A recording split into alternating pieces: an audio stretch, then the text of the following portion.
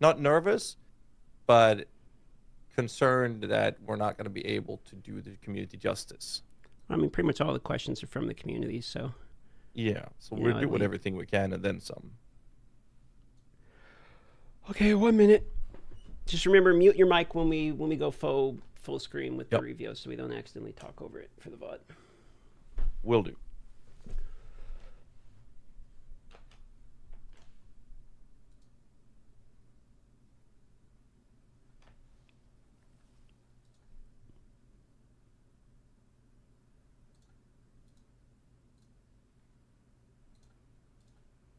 Okay, 1 minute. T-minus 1 minute, boys. Check Discord.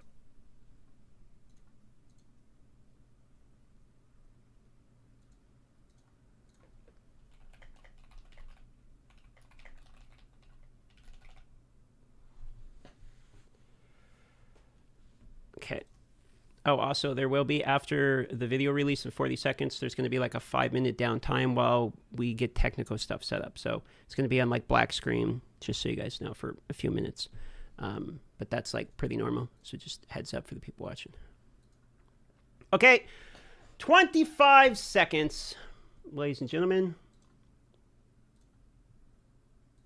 As soon as I play the video here in 10 seconds, you're going to need to let me know. I will have to open the chat for this here. You guys are going to need to let me know how the audio is. Okay? If it needs to go up or down, just as a heads up. Okay, with that being said, 10, 9, 8, 7, 6, 5, 4, 3, 2, 1, and here we go. Muting mic. Hi, I'm Jonathan Rogers, Game Director on Path of Exile 2. Well, we're back from our break. We've been playing the game a whole lot, and we've been reading a whole lot of feedback as well. So it's time to assess and work out what we're going to do next. Now, later this week we'll be releasing POE2 0.1.1. This is a patch designed to address the concerns that we can address relatively quickly, without needing to create a new league or a new economy just yet. In this video we'll be going over some of the issues we've identified, and what we're planning on doing about them. It's worth stressing that just because a specific issue isn't on this list doesn't mean that we're not aware of it or that it isn't going to get addressed. It just means that we either can't fix the problem quickly, or we can't do so without the need for a new economy. One of the major areas that needs a lot of attention is the base experience of mapping. We've made a lot of changes here.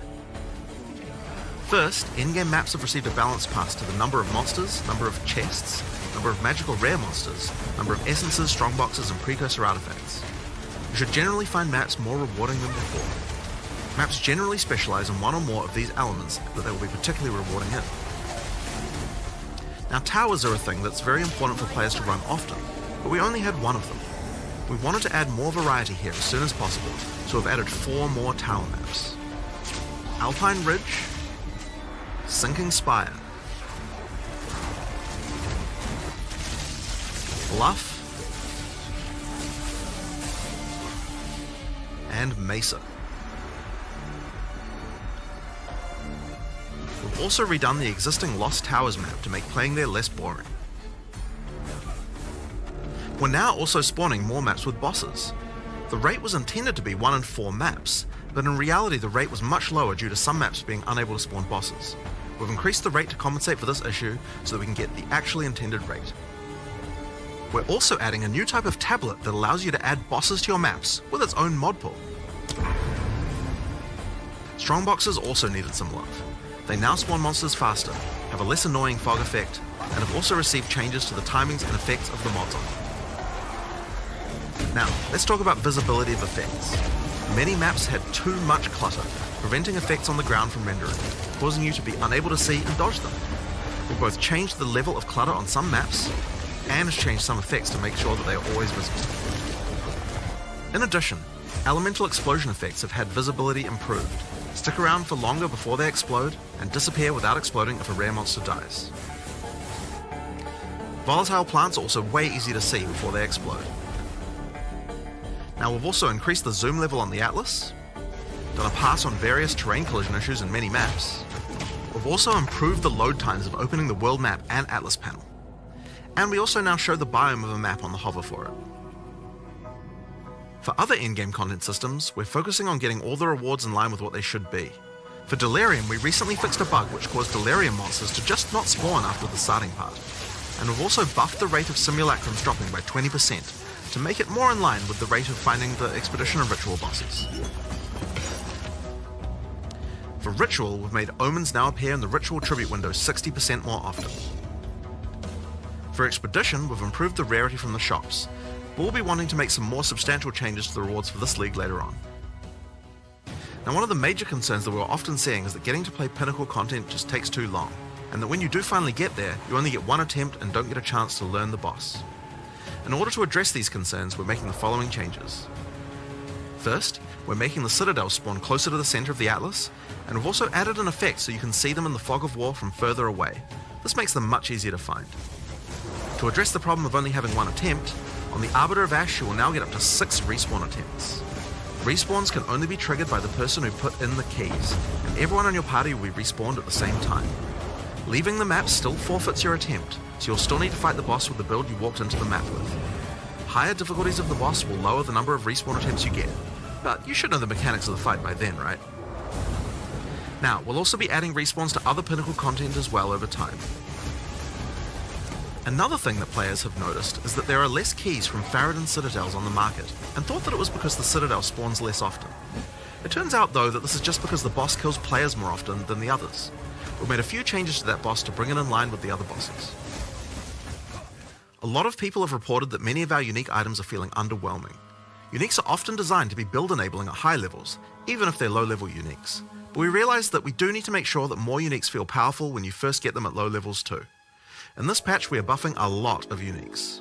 These changes should make finding uniques at lower levels a lot more fun, and make subsequent character playthroughs more fun too when you have some great uniques to use.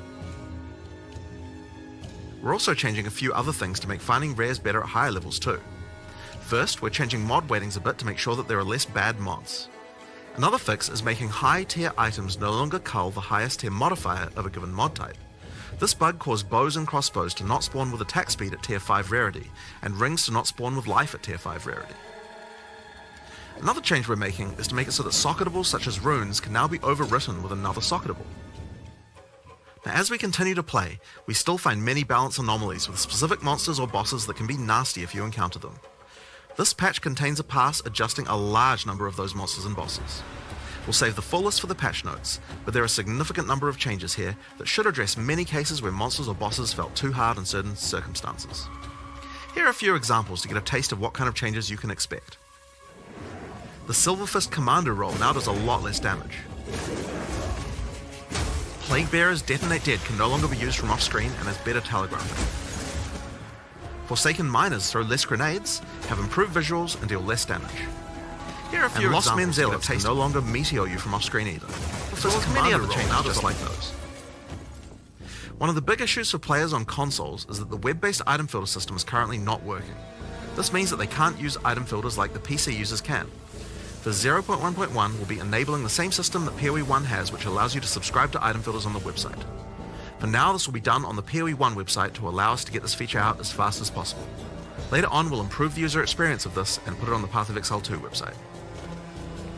This patch also contains a bunch of other smaller changes and bug fixes that I'm sure you guys will appreciate, like buffing armor and scavenged plating, showing the number of uses left in your charms, as well as an effect when they trigger, The Song of the Exiles. fixing the music that Una was supposed to play in town,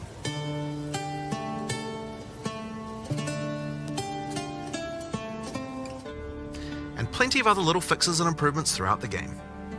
Now, we have a huge amount of much more meta-shifting changes that we know we want to make. And one of the best things about having the game in early access with the endgame is that we now have a much better idea of where we want character power to be and what the balance of bosses and monsters should be relative to that. But those types of changes are going to have to wait until we are ready to make a new league with a new economy for people to play in. That's still a little while away yet, but in the meantime we'll be continuing to identify things that are causing frustration and try and address them. I want to thank you guys for playing and hope to be doing more of these in the future. Later. All right, so there you have it. Pretty awesome. We are now going to call them, get them ready for the interview. So we're going to go to a screen here that is a be right back type of screen here. You will hear no audio, and it will just be a blank screen for probably 5-10 minutes at the highest. And now we're going to do an interview about what we just saw. So give us one moment here.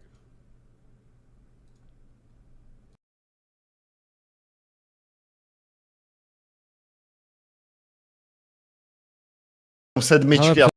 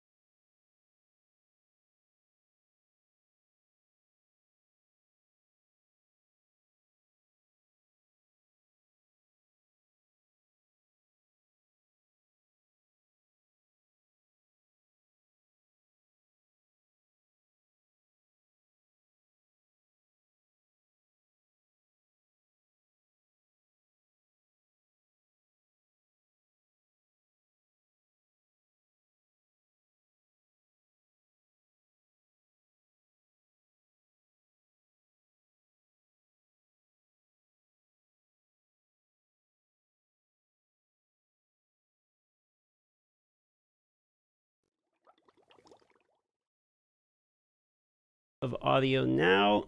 Hello, everybody. So here we are. Let's just real quick, now that we have the audience here, I'm going to have Jonathan one more time say something real quick just to make sure they can hear us well, and we'll get feedback from the chat.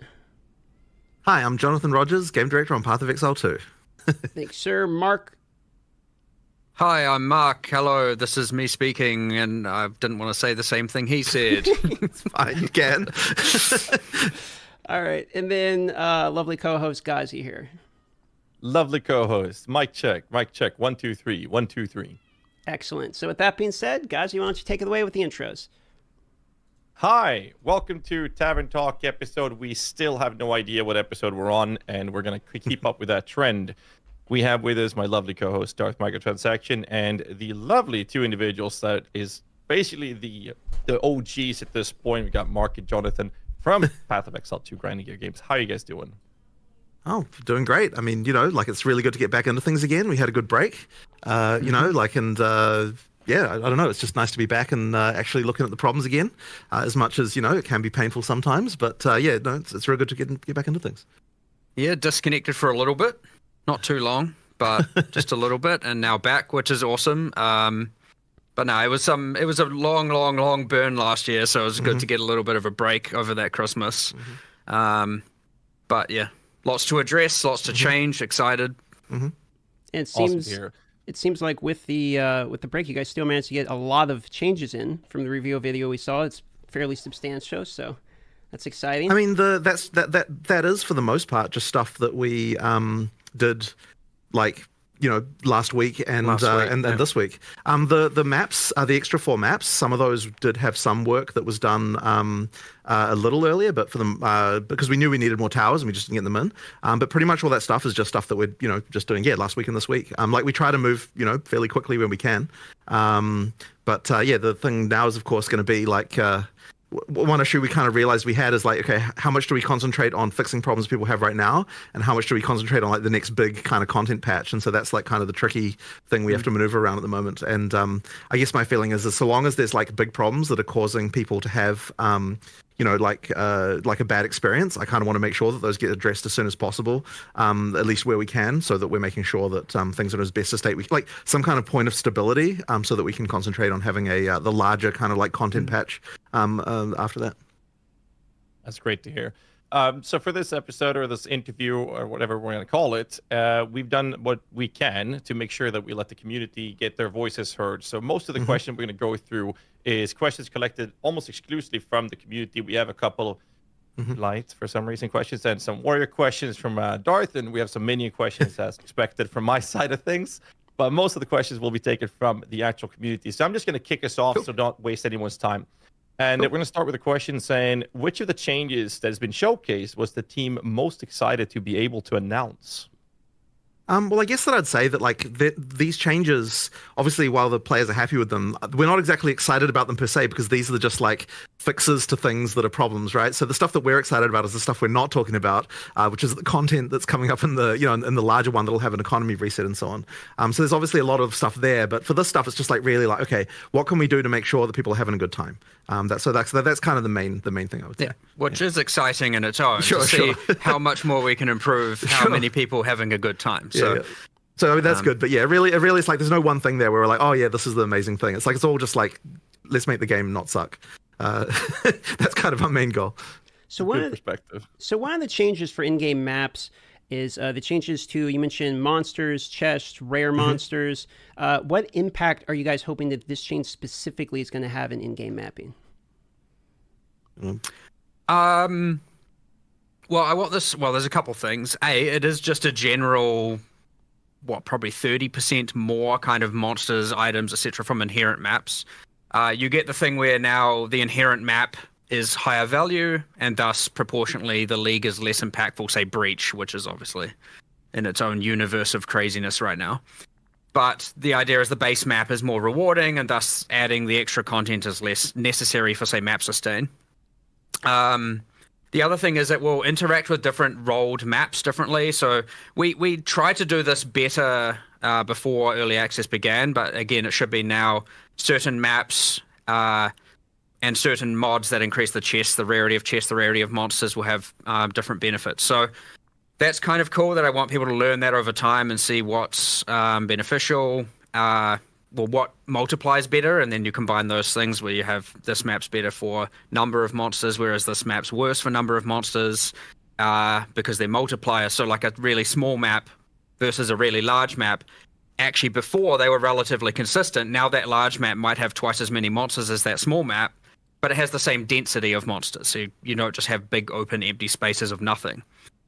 So obviously now the number of packs, if you multiply that up, it has a much grander effect on the big map than it does the small map.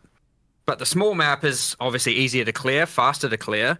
So say if you're optimizing for bossing, you're probably going to try and have be applying more bosses to small maps using the new tablet.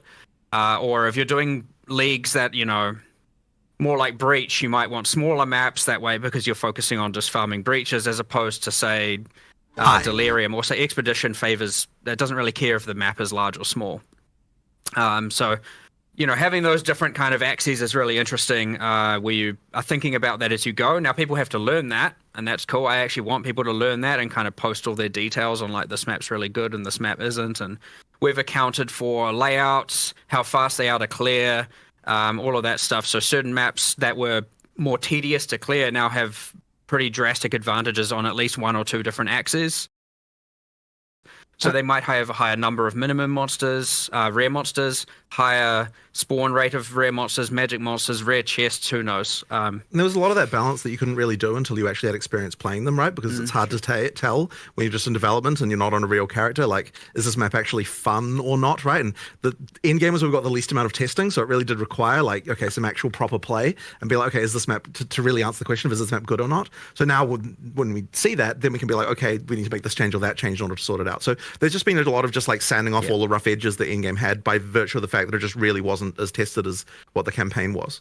Go on. That all being said, I'd say one thing it has introduced is it has added more bad luck or mistake protection to some degree, because if you would like fully juice a really small bad map, that minimum of bad is now much higher, and so like you all of a sudden now have invested all this wealth into this bad map, you've run it and you're like, what the, I didn't get anything back from it. So the minimum is certainly now much better, which should hopefully protect a lot of people who are falling out of map sustain, whereas like a lot of the good players who are a bit more observant, a bit more familiar with POE1 were just like happily sustaining maps. And so yeah, you had these two ends of spectrum, and hopefully we've raised the minimum now with these changes. So 2 follow-up questions.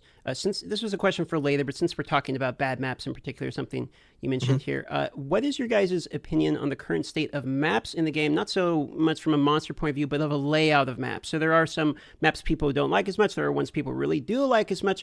Is your opinion that you need maps, for instance, like Mire, Augury, Val Factory? These are some of the least favorable maps. Do you think you need maps like this in the game in order to more appreciate the more common ones people enjoy? Or what's your stance currently on the map amount of variety that are in the game, put it that way?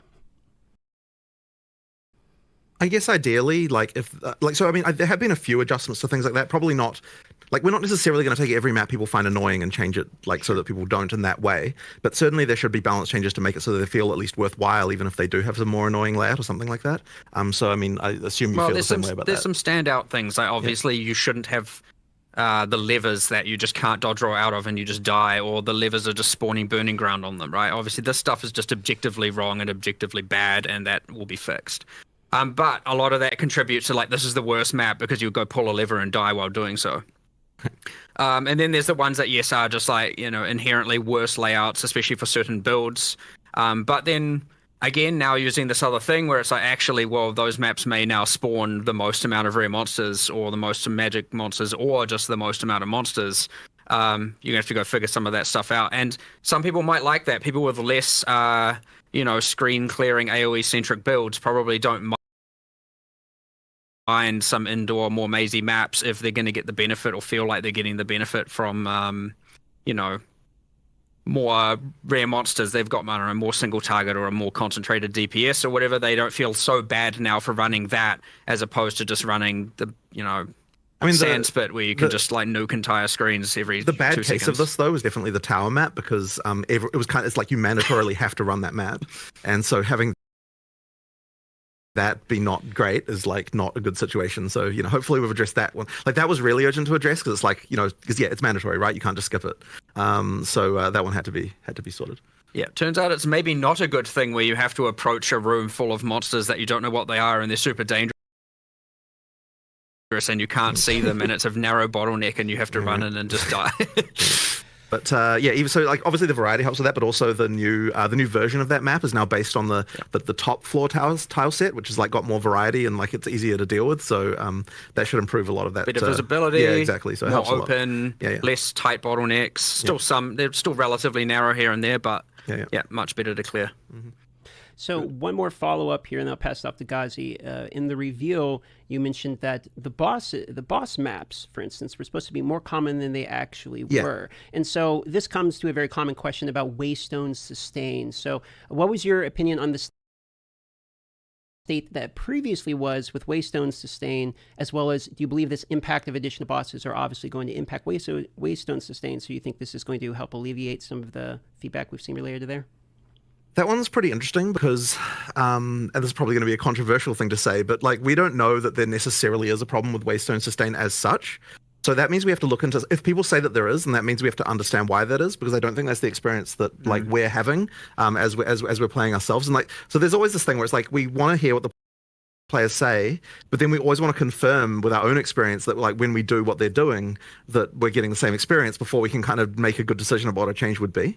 So I don't know that we've identified why it is yet that players are having problems with Waystone Sustain, and so that's like, and this will change this obviously because there's more bosses and so on. Like that's the thing you can do, and killing bosses will give you upgrades and so on. Like that'll help with that.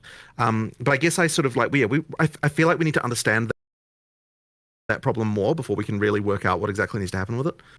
there's certainly more to learn there, but as I said before, the minimum's now higher for sure. Right. So it can be just people and running into bad specific maps that like have specific problems that someone who. I suspect it's also just a lot of people struggling with the difficulty in dying, and like it's obviously very different if you're dying even in 30% of your maps, 20% of your maps. I mean, even 10% of your maps, it can make that difference. So yeah, there's definitely 100% more to look into there. But like, I personally, I went to from tier 1 to tier 15 maps in a total of 32 maps, and I've sustained since. And then you see the things where people are talking about map sustain, and I'm like, okay, am I in a different universe? And the answer is probably in a different universe. The answer is probably yes, I am in a different universe. But from a purely anecdotal standpoint of my own, I try and I'm going to see how it is for myself, and okay, I'm somewhere else. We need to look more into this somewhere. So. We have other people at the office as well, of course, and you get their anecdotal experience, but we need to look at this from a much broader perspective. But either way, what we've just put forward is an improvement to all of that. Higher maximum, sure, higher minimum, and a bit more safety for bad luck. But what it doesn't really account for right now is safety for people dying and, failing 50% of their maps or N% of their maps. There is a slightly more subtle thing going on, I think, which... It's kind of unfortunate how this turned out, but effectively, because you can power through the map tiers really fast, it means that you don't get a chance to find the gear that you would otherwise have as you went through those tiers. And that means that effectively when you do, like you might be playing higher tier maps than what you really should be playing for the amount of wealth that you've found. And that means that your map sustain is bad because you're dying more often because you're kind of playing higher tier content. And that is on us because we need to adjust that so that you you only start effectively, in order to progress up the tiers, it needs to be more that we need to sort of gear check you more as you go up a little bit to make sure that you've got the gear you need before you're going up the tiers. But this is going to be a really subtle and tricky thing to get exactly right. There's quite a lot to that. And that's kind of more of a thing that we can sort of look at over a bit of a longer period of time because it's going to require some adjustments. But yeah, that's just sort of another one. But there's quite a lot of implications to all of that. And I don't know that we're quite ready to understand exactly what would need to happen for that to happen. But that is kind of one of the issues that we're seeing is just effectively people playing content that's harder than what we would hope they would be playing for the gear that they have, which then causes the deaths, which causes the sustain to be bad. So that's kind of that issue there. Thanks for the detailed answer. I'll throw it off to Ghazi for the next questioner.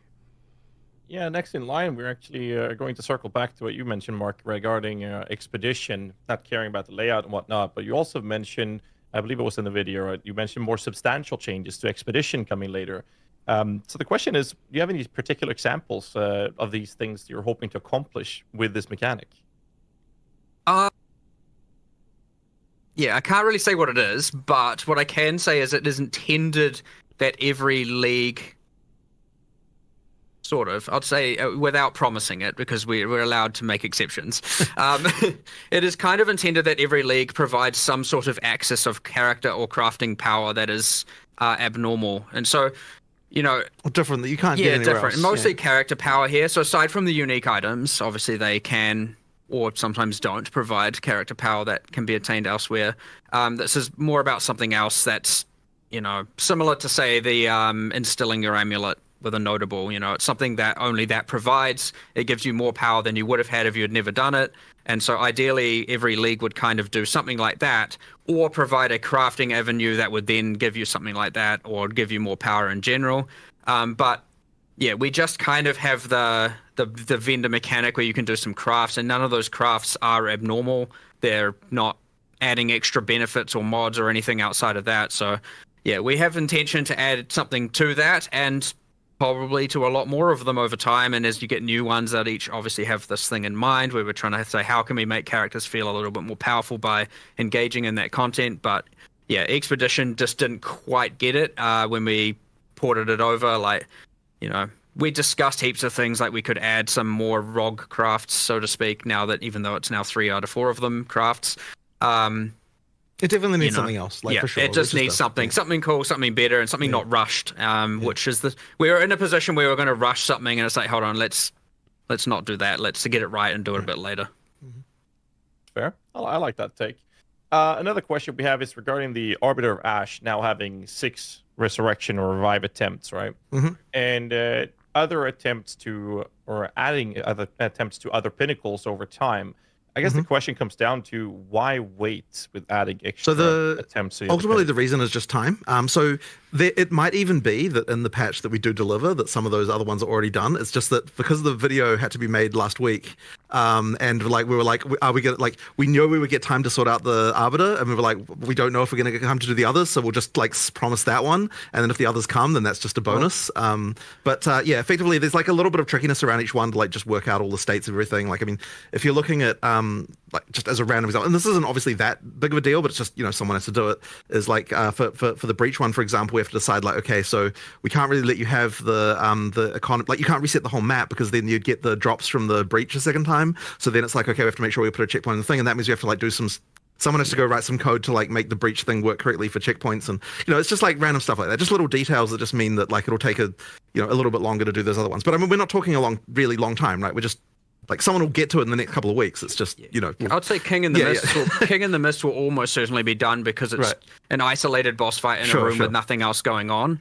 Yeah. But for the logbook and for the breach one, you have to have some manual intervention, and we have to really make sure that there's none of that like respawn at checkpoint at this exact point in time, and all of a sudden you get the loot again kind of thing going on, because that obviously can be quite destructive. So yeah, it's literally just a time thing. As I said, we'll do it in the next couple of weeks, just as we get these things going. Yeah. Awesome. Speaking of Arbiter, a couple questions related to Citadels here, just some fast ones. Are Copper Citadels really the same spawn rate as all the others? That's what happened. I mean, we generated a bunch of Atlas state and checked that they were equivalent. I mean, I don't know what to so we really were not intending to make a Monopoly game, McDonald's Monopoly game style thing here. It really was intended to be equal. So yeah, as far as we could tell, it was just just that the boss had that exploding minion thing that like was the damage just busted on that? Nah, well. Maybe, but all of his little attached zombies, like during the phase 1 of the fight, they, when he summons the sandstorm and you get protected and you have the zombies coming at you, they blow up after they die. And in the map version, the in-game version of this fight, some logic was missing. I don't know what happened. And those would then explode at the end of the phase 2. So you're like, oh, I killed him. You run in to get your loot, and 8 zombies just explode and insta-kill you.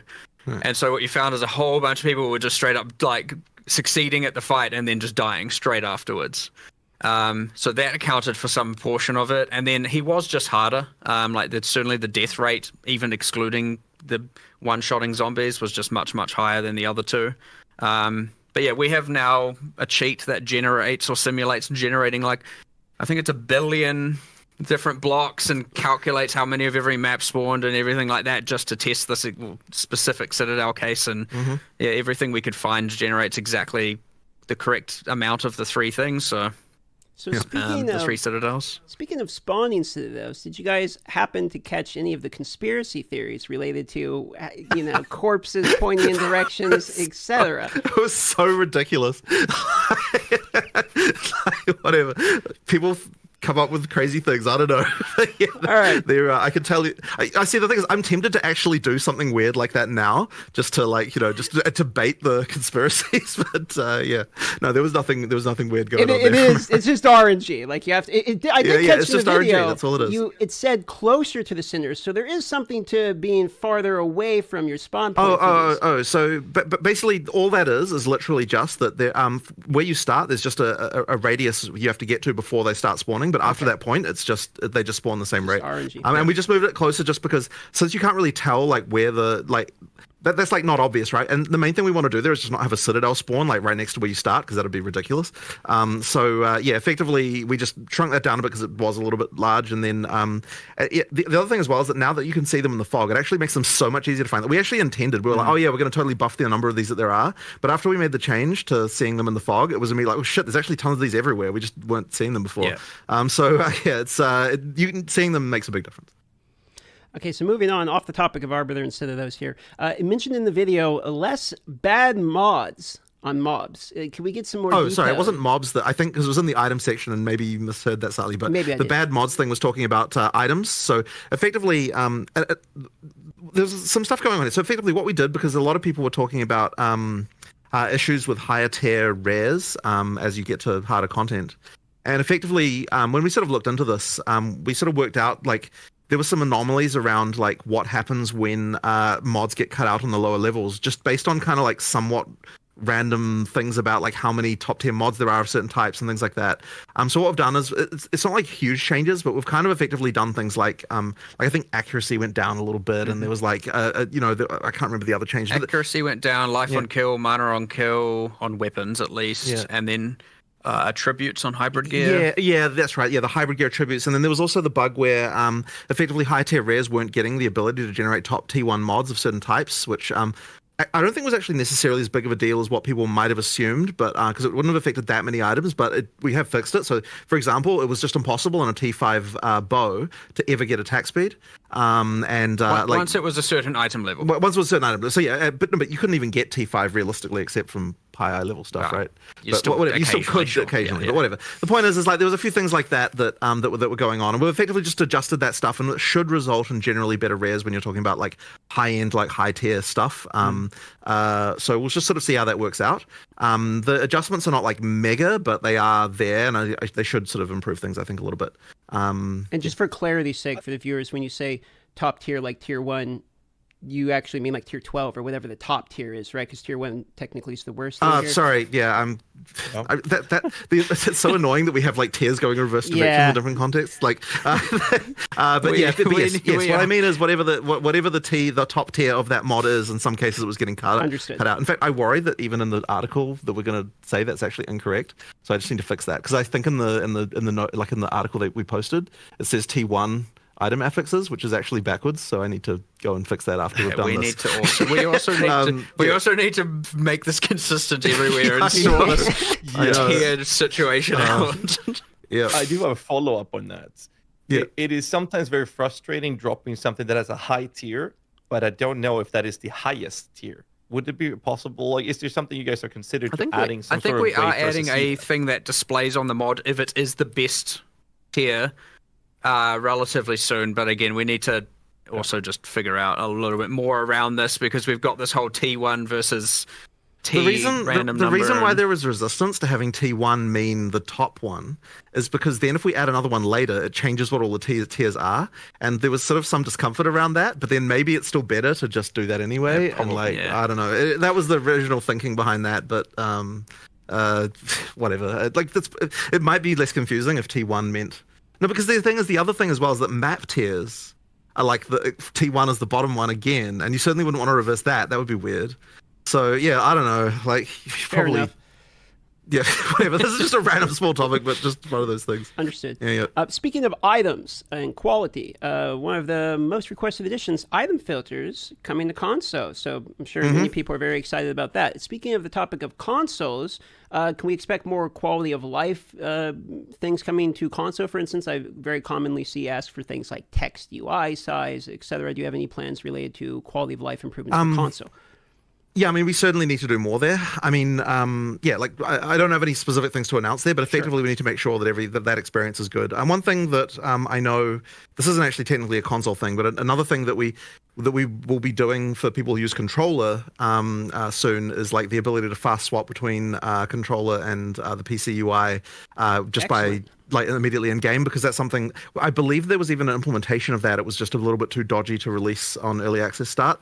So we just need to get that sorted and then tested and sort of that. So that'll be another one. But in terms of just general console stuff, I mean, look, there's just more we can do, right? And we've got our guys on console. They'll be looking into these things and just making changes. The text size one, I do think needs some addressing. It's a little bit tricky because there's kind of a lot of things all through the game that need like futzing around with. So that I definitely appreciate that. And like part of that is literally because when we're in this is kind of bad, but it's like in the studio, we literally have like a big screen and the couch that's near it is like relatively close. It's like an actual real world scenario.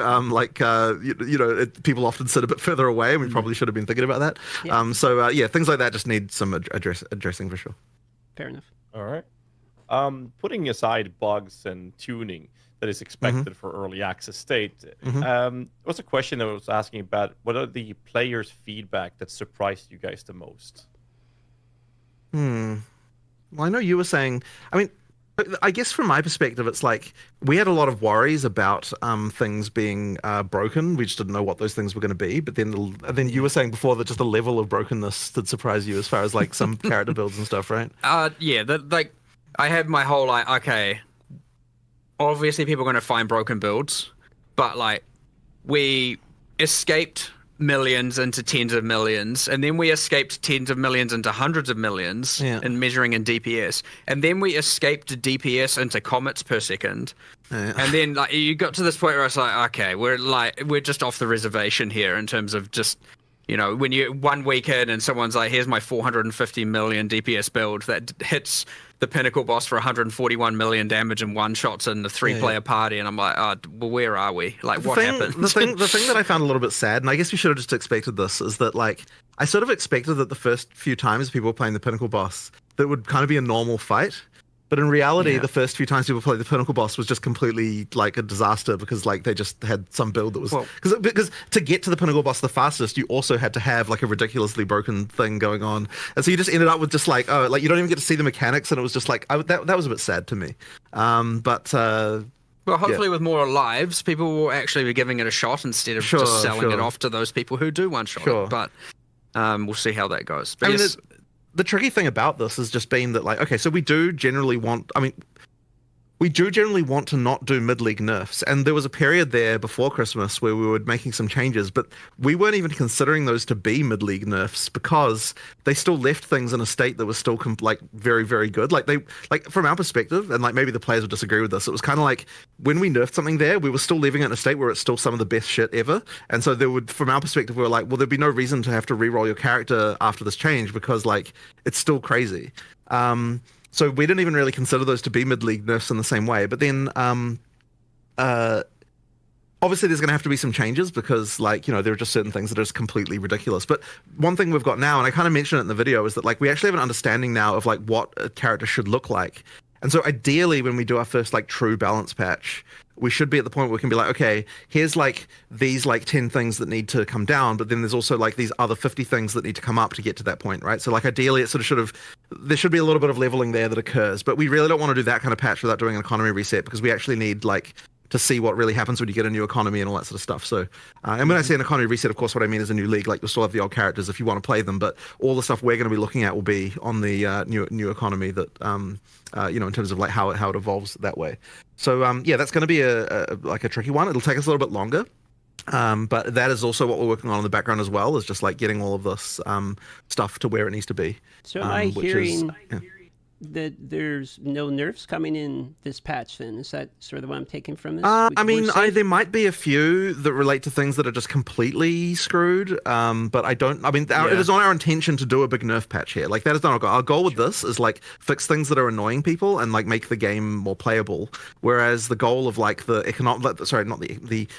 sort of balance patch that's coming a little later would be like, okay, we'll have a new economy. We'll actually do like a proper balance pass where we get all of that stuff like more. Because you scared everyone with that executioner photo in the Twitter post. I mean, it looked like the guillotine was about to drop.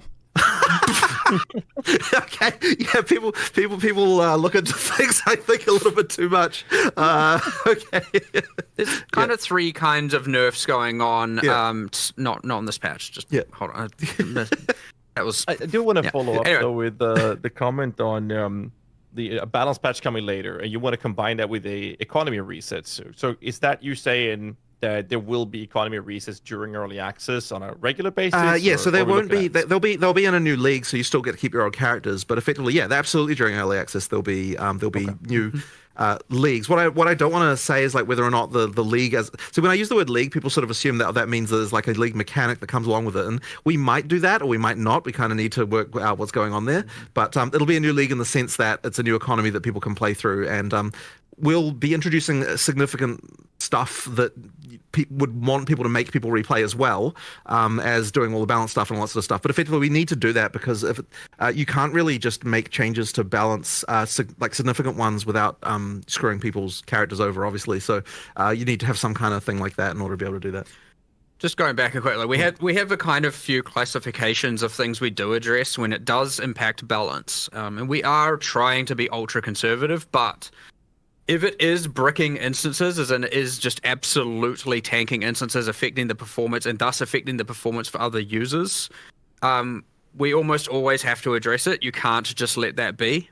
Now we obviously try and reduce the impact on the server, generally because of some sort of infinite loop or anything of the sort like that, or something happening per frame that shouldn't happen, and all of a sudden now, like if you're getting the server frame rate to be like 1 FPS, then that is not alright, right? Yeah. Like we have to actually sort that.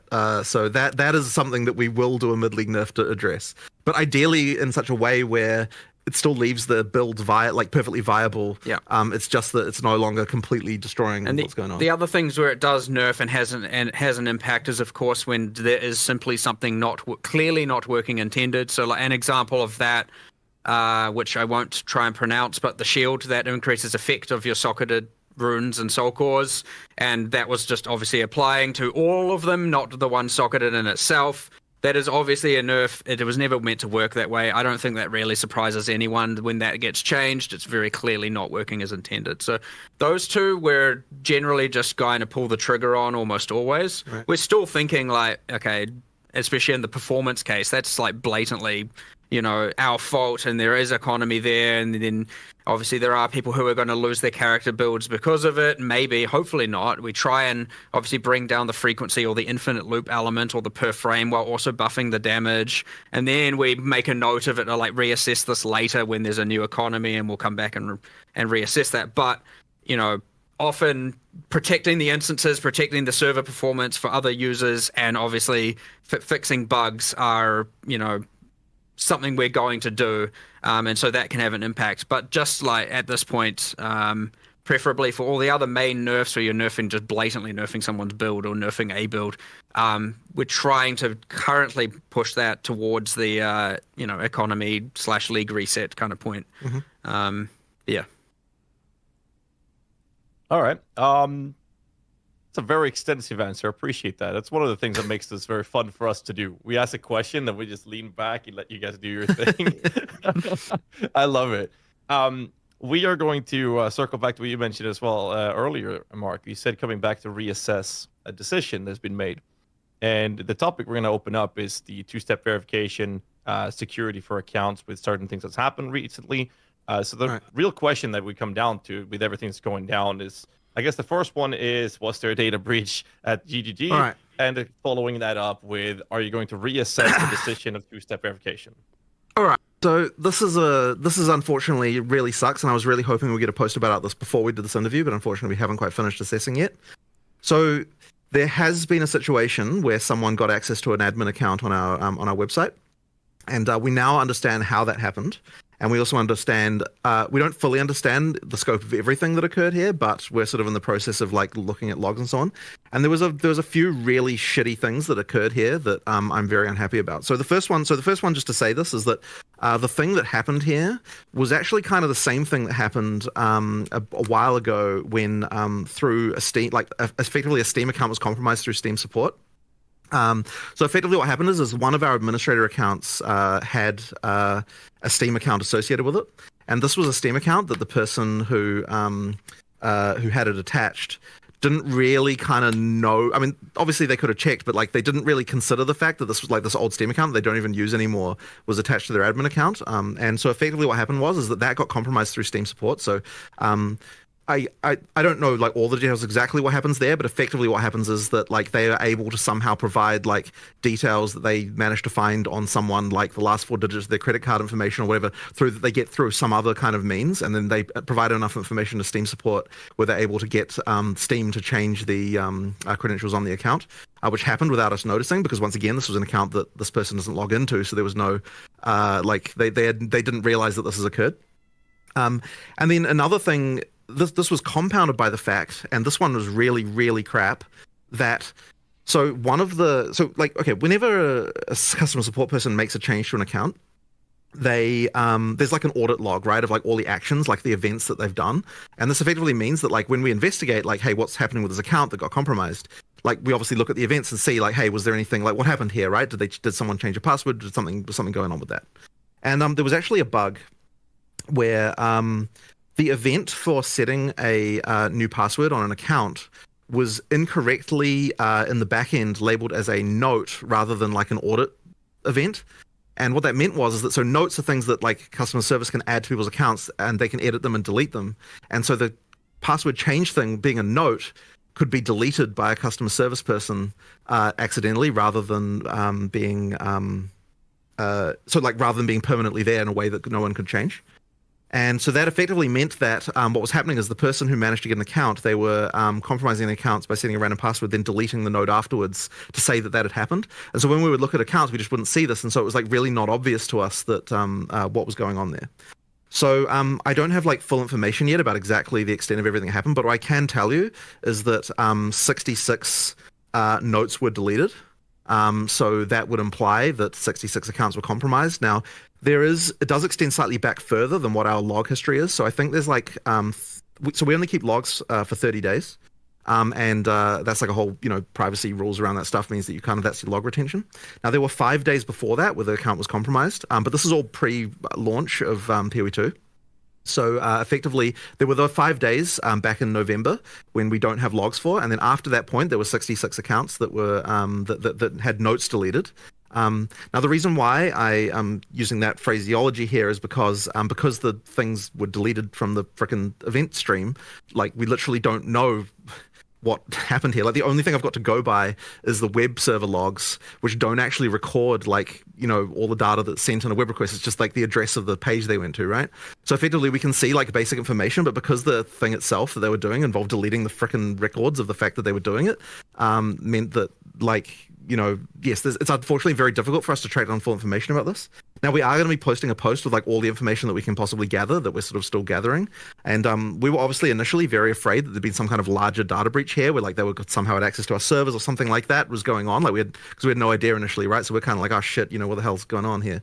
But now that we've understood that the vector was via a Steam account like that, it kind of means that like effectively what they had access to was the same stuff that customer service had access to, and all of that stuff is logged except this one thing that was not like logged due to this other thing. And then since then we've also added a bunch of extra security stuff that honestly should have already been in place around this to sort this out. So all of that is to say that we totally fucked up here with like security stuff on this account. Like we're certainly not going to have any Steam accounts linked to, like we're going to audit and make sure that there's no Steam accounts linked to any customer service admin accounts any longer. Like that certainly needs to not happen if there's going to be this kind of attack vector. As well as we've added a few other measures that, to just make sure that this sort of shit doesn't happen again. All of that really, really sucks. And especially because, like, as I said, just due to the fact that the stuff about it is deleted, we can't, like, easily find out what even frickin' happened.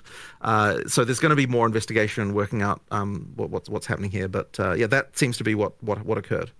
So just to quickly, for the people that are going to give it like a quick recap, this was a social engineering breach. This was not like a server-side data breach of an admin account. And this is a one-off, one account. It's now a closed case scenario. The viewers do not have to do anything on their side to worry about their information. So the moment that we realized that something had gone wrong, we just immediately reset all the passwords on all the admin accounts and deleted all the sessions just to make sure that everything was kosher. So from that moment on, there was no more like accounts getting compromised or anything like that. Sure. And then now it's just been a matter of us like doing a bunch of log analysis, and it's actually quite like. Because the only way we've got it is the web logs, and it's taking a while just to process all the stuff, and there's obviously a lot of human investigation. Like we just haven't yet been able to prepare a full report about it, but we are going to be posting one hopefully in the next day or two that has all of the stuff about that. But that was just really, really crappy. Cool. So then going back to the actual question about two-factor authentication, I mean, in this particular case, it wouldn't have actually helped because it was compromised through our frickin' support interface, right? Except for that, probably it would have helped in the sense that if we had added if there was two-factor auth, presumably the bug about where it didn't get logged when someone changed it wouldn't have applied to that because, it's a new thing that they wouldn't have the same bug for. So I suppose it would have helped in that sense. But that's the thing with that. So then talking about two-factor auth. So first of all, I'm completely not against two-factor auth in any regard. The only issue with it is that it's easy to implement two-factor auth. What is hard to implement is all the policy around how to recover when people inevitably lose their second factor. And so that's the kind of tricky part to actually deal with. It's kind of one of those things where we will do it, but we're just not quite prepared yet to be able to do it with all the customer support stuff we would have to do. And it's kind of one of those annoyingly deep holes of someone loses their password, what do you do to verify it? Like, the two-factor auth thing, what do you do to verify this? And it's like, okay, so now you start to have to worry about like what personal information can they give you, and then now it's like storing personal information, and then like what's the GDPR implications of that, and like there's just like it's just like a whole rabbit hole of just like random policy stuff that all kind of like comes around to that stuff. Effectively, what I will tell you is that we're immediately going to add two-factor auth to all of our support accounts. You can bet on that. And that is not a problem. That is not a problem for us to do there, because the policy around that is like, well, you just like walk in person to the frickin' guy. If you lose it, then you can physically deal with that, right? That one is how we sort it out. But as I said, we will get to it, and it is a serious thing. We definitely want to have this. It's just a question of just getting it done, really, like all the policy stuff around it and all of the like. Yeah, just as I said, it's all support nightmare around how to deal with it. Well, I appreciate the extremely vocal transparency about what's going on. I'm sure lots of people here watching appreciate that as well, and we won't grill you about it or anything. So appreciate that information. We'll move on here to a little bit more fun topic, which is upcoming content for the game. So we've been asked, one of the most common questions we've had here is things like roadmap for cadence of releases. You guys originally stated 6 to 12 months for full release, which begs the question, how many leagues between? There's 6 classes. So if it's 6 months, it's 1 class a month. You know where I'm going with this. So, can we expect any information in terms of the cadence of releases, upcoming things like weapons, classes, skill gems, etc.? Right. So the cadence we want to hit is sort of something similar to the kind of league cadence that we've done before for POE1. So like that's like I think that it works. Things work the best when you kind of got like like releases that are fairly large that like have a significant amount of stuff in them to actually bring people back and play and so on. So you can kind of expect a similar thing like that. For the actual like what is going to be in each release, obviously I'm not going to talk about that because we'll save that for the live stream and all that sort of stuff. But effectively, yeah, I mean like that's kind of what you can expect. That being said, there's also a thing where like so we want to be able to do the balance patch addressing the balance issues that we've talked about as soon as we can. But in order to do a patch like that, you need to have enough content in it to be able to make sure that people actually come back and play it and like that sort of thing as well. Like you need to be able to make enough changes and like add enough content that it's actually exciting. So we're going to work towards getting a like a POE2 sort of new league with new content in it basically as soon as we possibly can. So we're like I can't exactly say a date or anything, but like we're gonna rush for it, right? Like we're gonna really try and do it because we want to get to that point of stability of the balance that we're sort of happier with as soon as we can as well. So as I said, not going to say a date, but basically just. Look, we work reasonably fast. We're going to try and get it out as quick as we can. Hopefully we get that relatively soon for you guys. Okay. So I'm just going to go ahead and assume that the new acts is going to be involved in this. But I guess a little extra question to that when we talk about Act 4, 5, 6. Is the plans to add like one act, or are you guys? Yeah. So this is honestly one of the freaking hardest questions ever, right? Like this is actually something that we've discussed back and forth so many times because. Like, if you're talking about it from a pure storyline perspective and like kind of what makes sense, like, so there would be, okay, so imagine we release one act, right? It's like, how does it fit exactly into having the leveling? Like, do you go like 1, 2, 3, 4 and then like 1, 2 again? Like, that'd be kind of weird. Or like 1, 2, 3, 4, 2, 3, or like, do you have Act 4? You can also play Act 1 or Act 4, or like, like it's kind of just weird, right? And like, so like from that perspective, it's like, oh, we should do them all at once, like at some point. But then on the other hand, we're like, okay, if we don't release the acts one at a time, then that kind of means like all the content from that we're sort of busy having to work on, we still have to have good releases, right? And so that means we have to have like more stuff in what we do release if it doesn't contain an act. So there's kind of this like complicated like puzzle around this, and it's like, and what we kind of thought like. There are issues around this, but effectively we're like, okay, well, we're going to have to make Act 4. We have to be making Act 4 in the background right now anyway, right? So we don't technically have to decide what we're doing about this, like, right now. So, like, that's sort of happening anyway. So I guess that is to say that, like, there's still a lot of argument about this fact. And it's honestly such a hard one because I don't think there's a really great answer. Like releasing the acts one at a time would be making content so much easier because we get to immediately utilize all the stuff from that act to like make other content. Like it'll be so much, and like also it just immediately makes a release feel really big, right? So like that would be something that we could do, and it also would be good for our studio because like there's this phenomenon that always happens where like you say, okay, this is when we're making this thing, but if people are not actually going to play it, then like people have a different definition of finished from like, oh, people are actually going to play this versus like it just has to be ready internally, you know. So like for just a production perspective, like I feel like the game will get made faster if we do release the acts, just because it forces us to actually release them and like forces everyone to get it into a really playable state. But yeah, on the other hand, as I said, there's like all these kind of like practical issues with it. So damned if you do, damned if you don't, huh? Yeah, I know it's a bit of a tough one. So yeah, I mean, I guess the answer to that is still to come, and we just need to work out what we feel about this one way or the other. So yeah, I guess you'll see when we do our next announcement what we've kind of come up with. But yeah, as I said, in the meantime, it's not like we don't have to just make Act 4 anyway right now in the background. So that's they're continuing to do that as well as all the people on the more sort of balancey side of things working on balance, which will get shipped much earlier. Yeah. All right. Let's just move on to the next topic to make sure we actually cover these questions. We have a long list. Sure. So we're going to talk about a can of worms called State of Magic Find.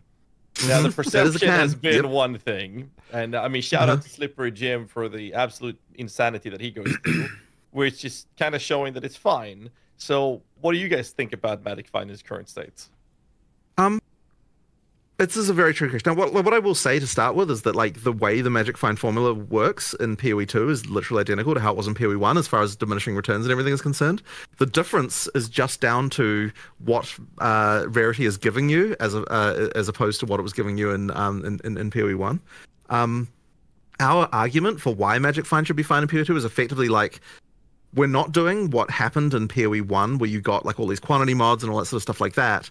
Like it's effectively the Magic Find in POE2 is what POE1 had back when POE1 was first released, right? Where it was kind of like, and it kind of was fine then. So the argument was, well, why shouldn't it not be fine now? I guess there's another, like compounding with this, there's another contingent of people who would say that like anything at all that affects item drops should just not be a thing at all. And which is like a position you can take. And I don't know that I necessarily, agree with that position, but like, you know, it's another position you can take. So I guess all of that really is to say that like I don't think there's anything about it that's not working as it's intended to work. And ultimately the purpose of something like Magic Find is to kind of give you another axis of build design beyond just like doing the most DPS, which, you know, like that's kind of its ultimate goal. So but I mean that's kind of where it's at really. There's definitely more to look into here though. I don't know if you've got a different opinion. Not really. I was just thinking the main difference between, say, POE1 was you fully saturate into every single item being a unique item. That's the difference. Whereas in POE2, you saturate into higher tier rares. You actually cannot fully saturate into unique items. It is impossible. So yeah, it certainly holds different value. I don't know how. But then again, I suspect a lot of the audience who are finding Magic Find to be a problem would find it a problem in both games, which, again, completely fair perspective to take. I don't know. There's a little bit more to look into here for sure. Like we come back from holiday and we're like, all right, let's fix everything we can in a week. There's this list of like 100 things and we pick what we think is the most impactful 10. And so, yeah, there's a lot of these things that are just outlying on a list for us to really actually look into and investigate more and see, you know, what part of it people are liking and not liking. Because, you know, even though you had Slippery Jim do this, you know, the great service, there'll be a lot of people who just disagree with that. He says it's fine. There'll be a lot of people who disagree with him as well. So yeah, we just need to look into this a bit more honestly to get a better conclusion. But personally speaking, I don't think it's a problem currently. But I might change my mind as well upon reading all of this and looking into it more. So we'll see how it goes. A follow-up. I don't know if you. Okay. Oh, sorry, I didn't mean to cut you off. You can continue. No, you go for it. Sure. So a follow-up to this is okay. So the state of Magic Find is a question. Specifically, do you have a belief on how you believe it's influenced the economy? I'm seeing a lot of comments sometimes when I'm live. People like Magic Find's the reason, inflation's the thing, etc. So what is your guys' belief in terms of how much Magic Find is actually making an impact in the current economy? Actually, there's another difference from POE1, actually, of course, is that Magic Find now increases the tiers of currency you find. Yes. Which, I don't honestly think that we have an informed enough opinion on this topic, actually, to be fair. I don't think it's been our primary concern like this week because of the fact that like there's other things that we think, like we really wanted to make sure that the actual play experience is prioritized as the main thing. Like that's the kind of, our focus right now. Which, I mean, obviously this affects it, but it's kind of like something where like it's a slightly longer term concern. So it's something we need to definitely investigate more. But yeah, it was really like that map playability and like making sure that, because like, I mean, when people are dying to things that they think are bullshit and stuff like that, that's kind of like something that we were more concerned about. So yeah, that's, I would say we need to definitely do more. We need to form an opinion about this before we can say more about it, I think.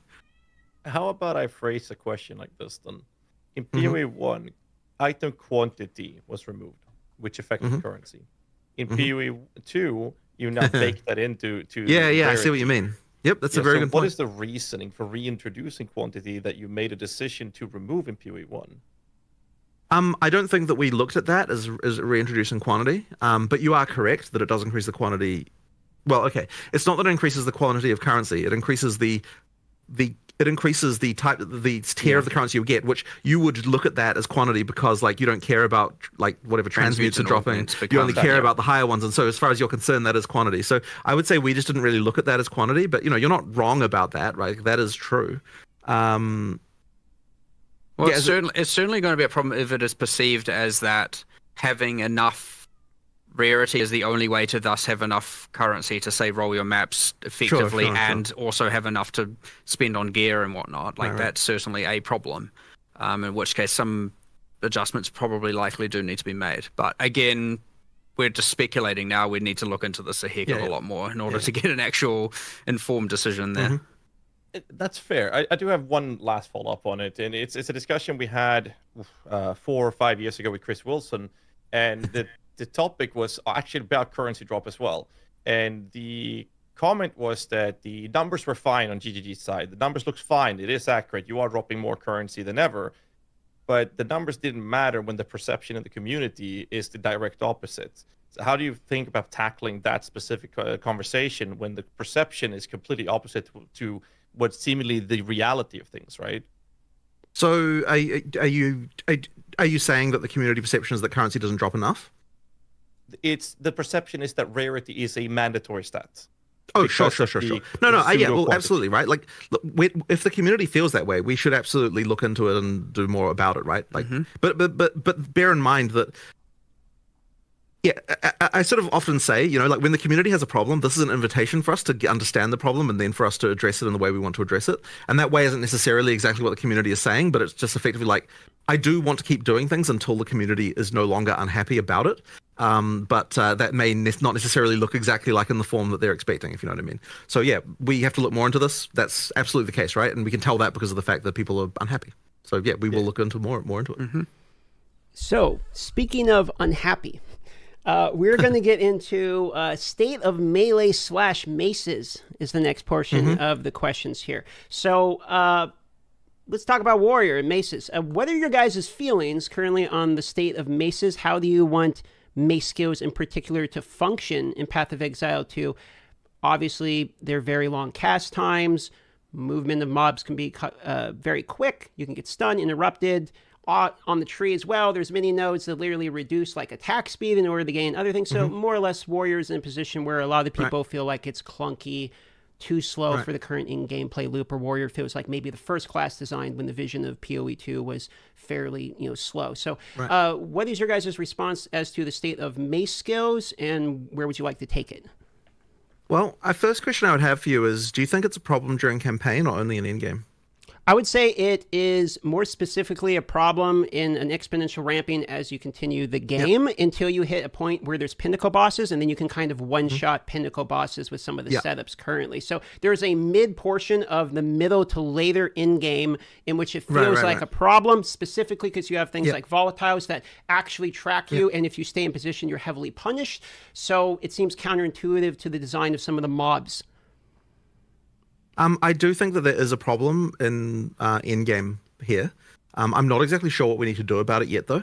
I'm glad to hear you say that it's an in-game issue and not a campaign issue, because I have to say that my experience playing Warrior through campaign is actually that it's fine. But I did hear a bunch of people talking about that as if that was not fine, and I think that it is. Like, I think, or at least I can't reproduce the issue during campaign if that's the case. So really, it is more of an in-game issue, and I don't know that I've got a solution for you right now. But we do need to, like, once again, it's one of those more subtle things that we need to look into, and I suspect that the big balance patch will be looking at that a lot more. There is something about the warrior that doesn't scale in the same way that some of the other classes do, I believe. But that we sort of need to understand what the other classes end up looking like as well a little bit to understand that as well. Yeah, I don't know if you've got any more different opinions about that. Well, I mean, the attack speed is a big part of it, right? You obviously have that is a multiplicative axis that every other cast speed or attack speed is a multiplicative axis every other, or I guess comet trigger speed that every other class is getting, and the warrior has a deficiency in that. And even if you were to get it, yes, obviously there's the fixed attack times which don't scale. It's probably a combination of those are too punishing, or there's too much of them, and there's not enough attack speed available. It'll be somewhere in that region for sure where we have to make some adjustments, and it probably won't even be that drastic to get it to feel right. And of course, like, it is easy to compare it to, especially, I know you said more like late mid to mid end game thing, but like when you look at the like top end, it's very easy to compare it to the absolute insanity that is, like, you know, Pillar of the Cage God with Hoa and all of that, which is just ridiculous right now. It's very easy to compare it to that and be like, well, Warrior will never be viable. But there are also a lot of quite good end game warriors that are certainly being played, and you know, I don't want to certainly make it seem like it's completely useless. And I mean people using maces, not just people who are doing it for the ascendancies. Karn's a notable example. He's like level 99 in SSF, but he's having to use the Herald of Ice tech, which is very highly speculative to be nerfed, right, in order to make it feel good. So while I would agree there's people that are doing it, I would also argue there are people that are doing it as a masochist in order to be like, I'm a warrior guy, I'm going to do it regardless. There are also others, maybe not that advanced and not that far up in terms of her level. But yeah, sure, understood. Like, it's certainly on the weaker end at the end game, like, without question. That being said, I don't think it will take too much to get it there. But yeah, again, it's part of this massive balance, you know, recalibration we didn't need to do now that we've seen the state of everything. Right. Warrior or mace skills are certainly on the ones where you're going to do a lot more bringing up than you're going to do bringing down. You know, aside from things like, you know, the Hammer of the Gods, just in one shot with bleed and then the boss is dead and you don't do anything, right? You get those anomalies out there where it's like, yeah, they're going to die in one shot no matter what. You know, things like that aren't going to be buffed necessarily, but fair enough. There is more to buff in the mace spectrum than there is in most of the other things, I'd say, yes. So that answers the offensive spectrum for the warrior. Now let's talk about the defensive. And one of the things in the reveal video was armor, for instance, is getting fixed and or buffed, I should say, and we'll talk about that in a moment. I wouldn't. One of the reasons we didn't dwell on that too much is because I wouldn't want people to think that that's more of a change than it is. Like, we are doing a bit of a buff to armor, but it's not like the hugest deal. I think there is more we have to do. Like, there's more complicated stuff we have to do with armor, I think, to make it more interesting. But there's a lot of arguments about this. One, because it is like, yeah, I'll just say that. There's a lot of arguments about like how exactly this should be addressed. One concern that we have, which is probably totally out of left field as far as what the players would say, is that we don't think that there's enough of a difference between the big hit and the small hit. There's a number in the formula that is different in POE1 than it is in POE2. That results in the armor being the difference between a small hit and a big hit in POE2 and POE1. It matters more in POE1. But in addition to that, so we actually think that POE2 might be wrong in this regard, and we need to change it. But in addition to that, there's also a thing that's happened where, like, white monsters can hit harder in POE1 and POE2 than they did in POE1, and that means that the thing that armor is supposed to, like, because like part of the intention with armor is it's like, okay, like when you're talking about like big boss hits, like it has less of an effect than what it would have off like a bunch of small hits. But sometimes the small hits from a white mob are not even that different from what a boss hits you with. And so this is actually meaning that the sort of the idea of armor being based on the damage hit is kind of got like a few issues that we have to deal with. So I don't know if you've got any more thoughts on this particular topic, but it is like something that we have to sort of worry about a little bit. Yeah. It's again one of these things I mean, I hate coming in here so unequipped, but again, it's just the timing with the holiday and all that, with all these things where it's like, have to look into, but that is the nature of it. I mean, especially once there's an actual released product, it's like a good 50% of our time goes into having to investigate and look into live operations problems like this. So we are buffing a little bit of armor a little bit in this patch for like to because there are some issues there. But honestly, the full solution for armor is going to have to be more complicated, and we're going to have to sort of work out some stuff around it. It's there's definitely something that I think there was another thing as well, is that like the other defenses tend to have like extra mechanics that are easier to access than what armor has. Which is another sort of side thing, which is like not entirely obvious when you're designing it initially. So it might be that there's more like supplementary things that the armor, like that strength characters effectively need to have around defense, and so like stuff like that can kind of matter a lot. So like Wind Dancer's universally just better than Scavenge Plating, as an example, if those are meant to be paired. One is just like you have it, and the other is I have to armor break, and then on bosses it's much harder to sustain. So we've made changes there, of course. We did buff the armor. I'd say it's obviously hard because of the big hit, small hit, but it's probably in the like 15% more effective kind of region. Our changes in 011. And then a lot of it is also like, okay, if you consider that evasion also applies to damage mitigation from Invoker. You got a lot of things going on with acrobatics, which turns evasion into arguably, I mean, sure, it penalizes your evasion, but like it then kind of gives you almost as much PDR against certain hits as a lot of armor, and then you have a lot of very, very strong defensive, with Grim Feast and Energy Shield, and so like. It's not only armor is weak, it's also that evasion and energy shield have some extreme strongs that are going on. To say, these are all going to be nerfed. I'm just saying there's some meeting in the middle that we need to do for sure. So to give you a feeling from, like, I played Warrior 90 first. That was the first thing I did, and I would enjoy Warrior as an archetype the most. Would you say it's a fair statement to say the Warrior and mace skills and, sort of that side of the tree in particular is in a state where it has the worst of all of them? So it has the worst of the defenses and armor. It has the worst effective HP in terms of life, and it has basically the worst offensive capabilities as well. So you could see why I'm feedbacking so hard in relation to this archetype. Man, that's a brutal savaging, but I suppose I can't necessarily disagree with any of those assessments. Fair enough. We can move on to the next topic then, unless you have other statements on it. What do they have? You have shields. Yeah. You are right that it effectively falls in that way. Yeah. Let's just sure. Yep. Okay. So moving forward here, we have charms. So I saw that there were some notable changes in relation to charms. I thought it was a great change to be able to see when they're actually being activated, as well as the charms that are there as well. So some clarity things in relation to charm. I don't know if I saw whether or not charms in particular are actually getting tweaked in terms of number side of things, or if it was just some transparency related to charms. But how do you guys feel about... We're not tweaking numbers in this patch. However, there's definitely something not right about charms as far as like the usefulness goes and all that sort of stuff. Like we need to do something. I don't think we've decided what it is yet, but it's clear to us at this point. Like, so charms came in like super late, and I just don't think they're quite like working out as well as I'd hoped. Like they just need something else, but we don't quite know what that will be yet. But we did want to at least make, like, one of the issues they did have is like you couldn't even tell when they helped you. So that certainly wasn't helping the case for them. So we can at least fix that. But there probably does need to be more stuff done with them, I think. I think it comes down a little bit to like how much do ailments matter against the player, and that's sort of something that there's a few other ones. Like there's the one that's like unaffected. The next time you get slowed, protect you from slows, and honestly, a lot of the debuffs applied by monsters haven't been correctly classified as slows. And so it doesn't even work against them, and like there's a little bit of things like that where I wasn't aware of that one. it's just kind of a bit bad.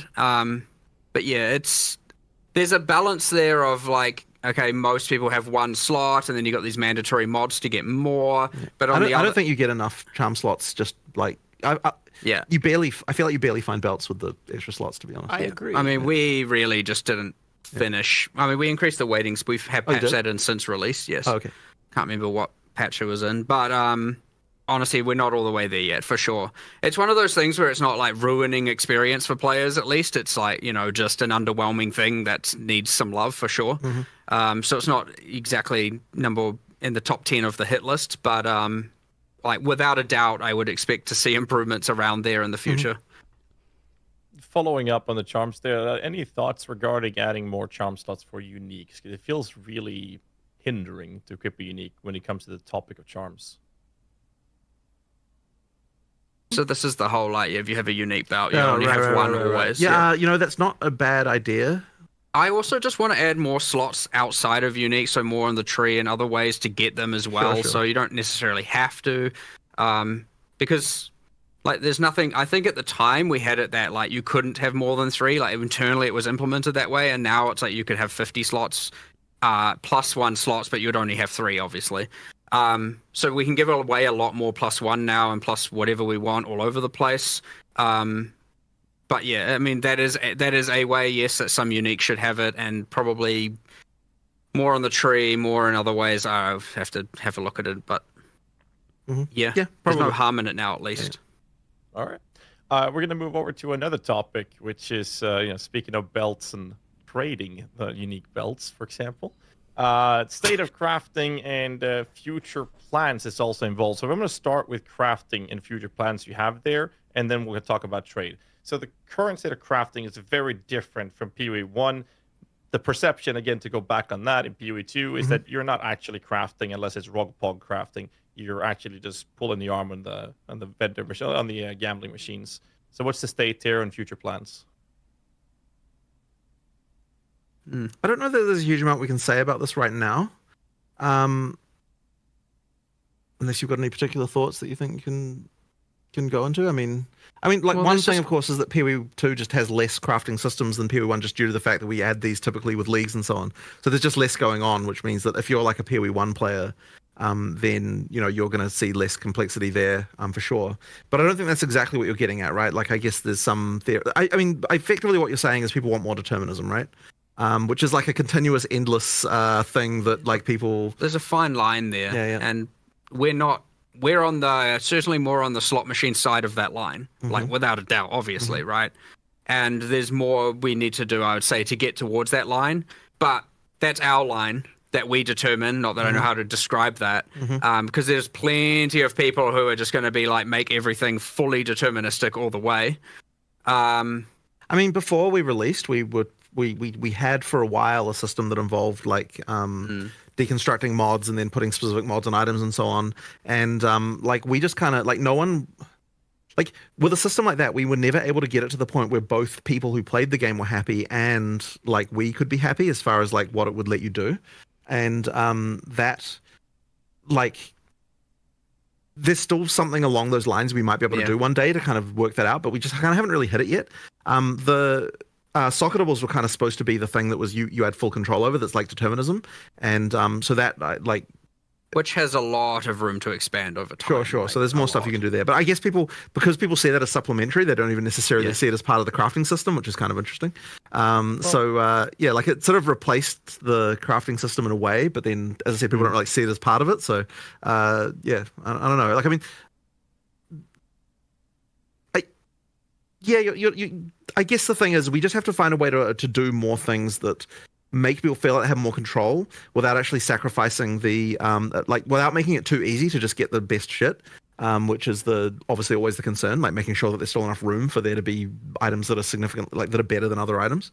So I mean, yeah, that's kind of where we're at, I suppose. The other thing, of course, being it is important that to make sure as we add more of this determinism or get towards that line, that we don't then just immediately devalue all item drops on the ground, right? Because that creates a different problem when now all of a sudden you don't really care about what you're finding, or you're only caring about normal items you're finding, or you create a different problem by doing that for sure. And there is an argument certainly by people internally that POE1 got to the point of that being a problem, where you no longer cared so much about what was on the ground because crafting would always get you something better. Yeah, like that is a concern for sure. But yeah, I guess that's kind of just our overall, just like nebulous cloud of thoughts on this matter, without really getting into too many specifics, I suppose. Yeah, I mean, I guess I don't know if you've got anything else to say about it. Well, that being said, but, if we add more, we're adding something to Expedition, we don't know what it is necessarily, or what it will do to the thing, and then we're adding, what I would say, greater essences are too rare right now. And what else is there in there?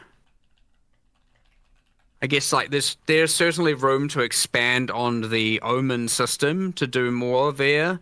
Of course, people would argue then they don't want that to be the core crafting system to be gated behind ritual, as opposed to core drop, which is then another consideration to make. And you get this cascading series of questions and stuff we need to answer, of which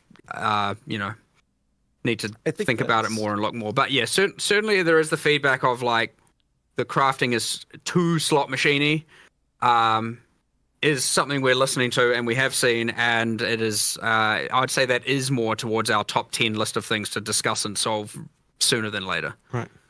I think that deterministic crafting is always something that's very sought after and popular, but I feel like I might be out of terms here, but my own personal perspective, I'll say that, is not the lack of deterministic crafting per se, it's lack of options to craft with, because the slot machine crafting, we have that in POE1 as well. It's called Exalted, Divining, and whatever we're doing with the items. Harvest. It's not deterministic crafting. Yeah, exactly. Harvest. It's not deterministic crafting that's lacking. It is options to do something with the actual items. Because right now you drop an item, and what you can do is annul it or exalt it, or you can pop some chaos orbs. And the meta crafts, which are behind the Omis, that's a different topic, which we're going to tackle in a bit here. We talk about trading, but the crafting has less to do with deterministic approaches, but rather giving us options to work with on an item to make us actually craft it, even if that means RNGing the next slam or something. Right.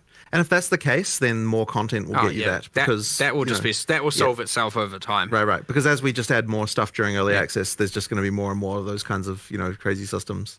But we'll make sure that, like, I say over time, it's not like there's something inevitable about it for sure. But because it is a bigger problem now, we would make sure that we try and ensure that as we're adding more content, it is leaning towards adding more options there and solving these problems that people have, as opposed to just like, I will do something cool and maybe it does and maybe it doesn't. So we'll have a lot more problem solving, designing, content created by more towards solving the problems, as opposed to, when you're at a point where you have so much content, a lot of the time you can be like, what are we going to do? Let's just make something cool and awesome. Whereas here it's going to be like, let's look at problems to solve and create content that comes from that. So there's like kind of two ways of coming up with the content. And certainly this is one that will be a problem that we're looking to try and solve by doing that for sure. That's fair. I'm not going to go too deep into it, but following up to the state of trading, I mean, obviously we have trading being in its state that it is, but there's the volatility problem of the market's economy being player-based. For now, we have a golden standard of trading divine orbs, which quite literally holds close to zero value in terms of actual player usage outside of a handful of specific unique items, and is representative of trade power in the community. And since there is no natural divine orb sink, which exalted orbs have, for example, they just continue going up, and the inflation is just rampant at this point. So, I would have thought that if there was no divine orb sink, then the value of divines would go down rather than up. Like, presumably, if the value of divines is going up in other currency, then it's the other currency that there's too much of, rather than the divines.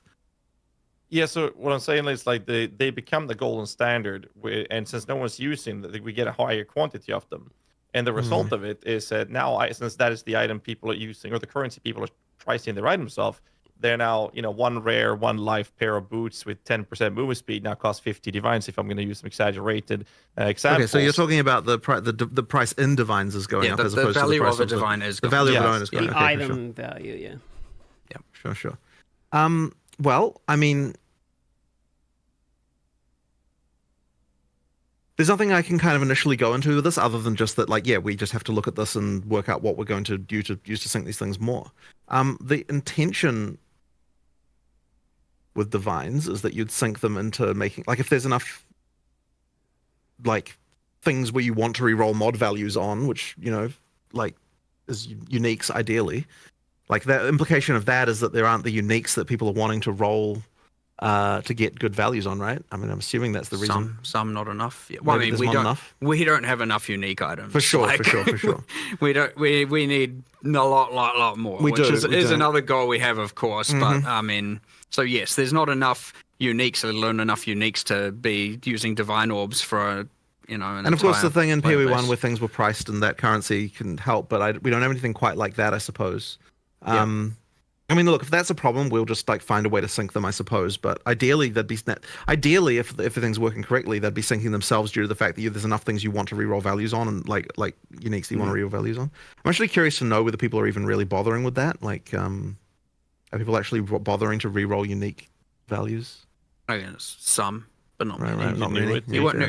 Not many. Astramentus. Yeah, those are like the two main ones, I think. Like, no one's gonna pop a Divine Orb on a Ventur's Gamble, so it's like that's literally gambling. But like in POE1, we have the option of metacrafting being a currency sync for Divine Orbs. Former Exalted. So it creates this natural flow, but also provides this crafting method for people to actually kind of help the state of crafting that people are looking for. Right now, they're omens, and because of this type of inflation happening, they are so far away from most players that like even players that plays a lot. I haven't bothered myself. I played a lot with a subathon and everything. Like I haven't touched an omen because they're too pricey to use.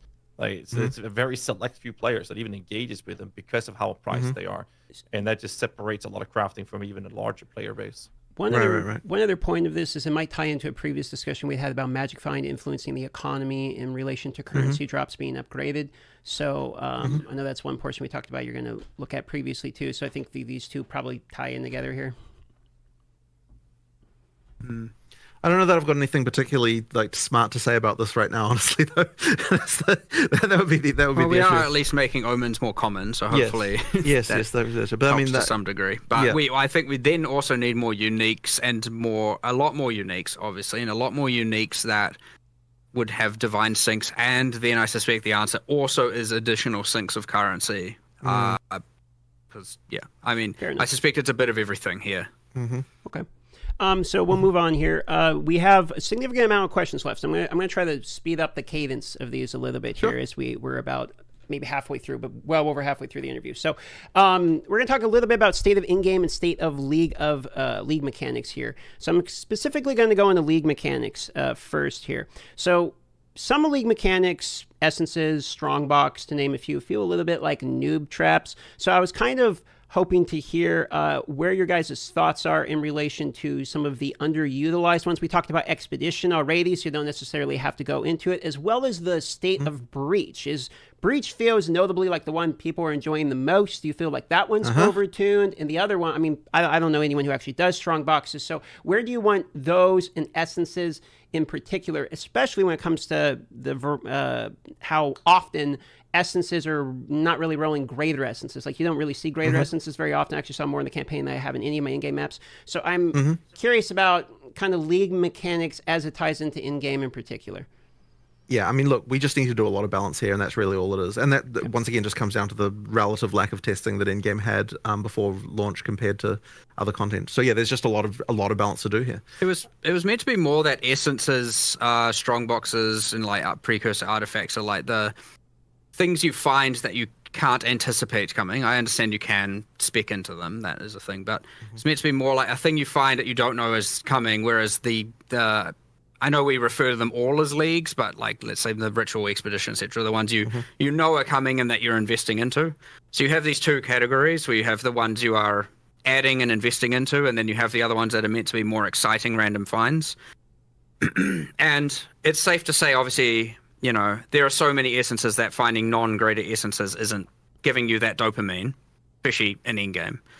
And finding a strong box is like anti-dopamine right now, because it just makes you feel bad, because you're like, oh, this, and you just want to run away. So, look, it's safe to say that those failed at achieving that goal, hence why we have to make some improvements to them for sure.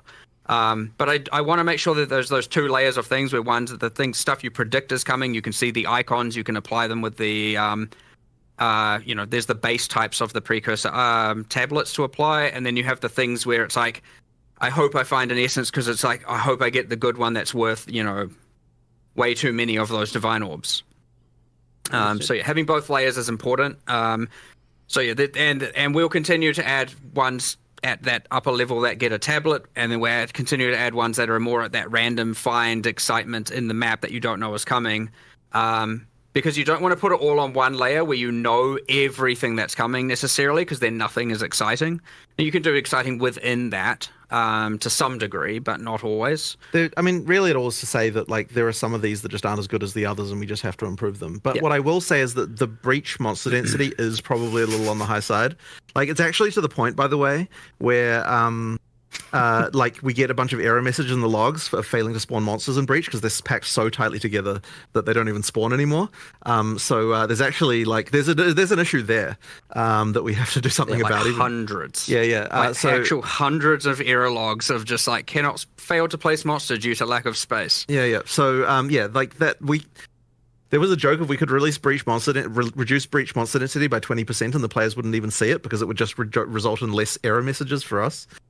So, you know, like there are actually some stuff that needs to be sorted out there. But we don't want what I don't want is people to feel like, oh, we're just like nerfing that into the ground or something like that. Sure. We definitely don't want to do that. But some of the other league mechanics just need some addressing to make them as better. And yeah, they just need to be better. And yeah, it'll all just come down to us like experiencing them and seeing if they suck, we'll improve them.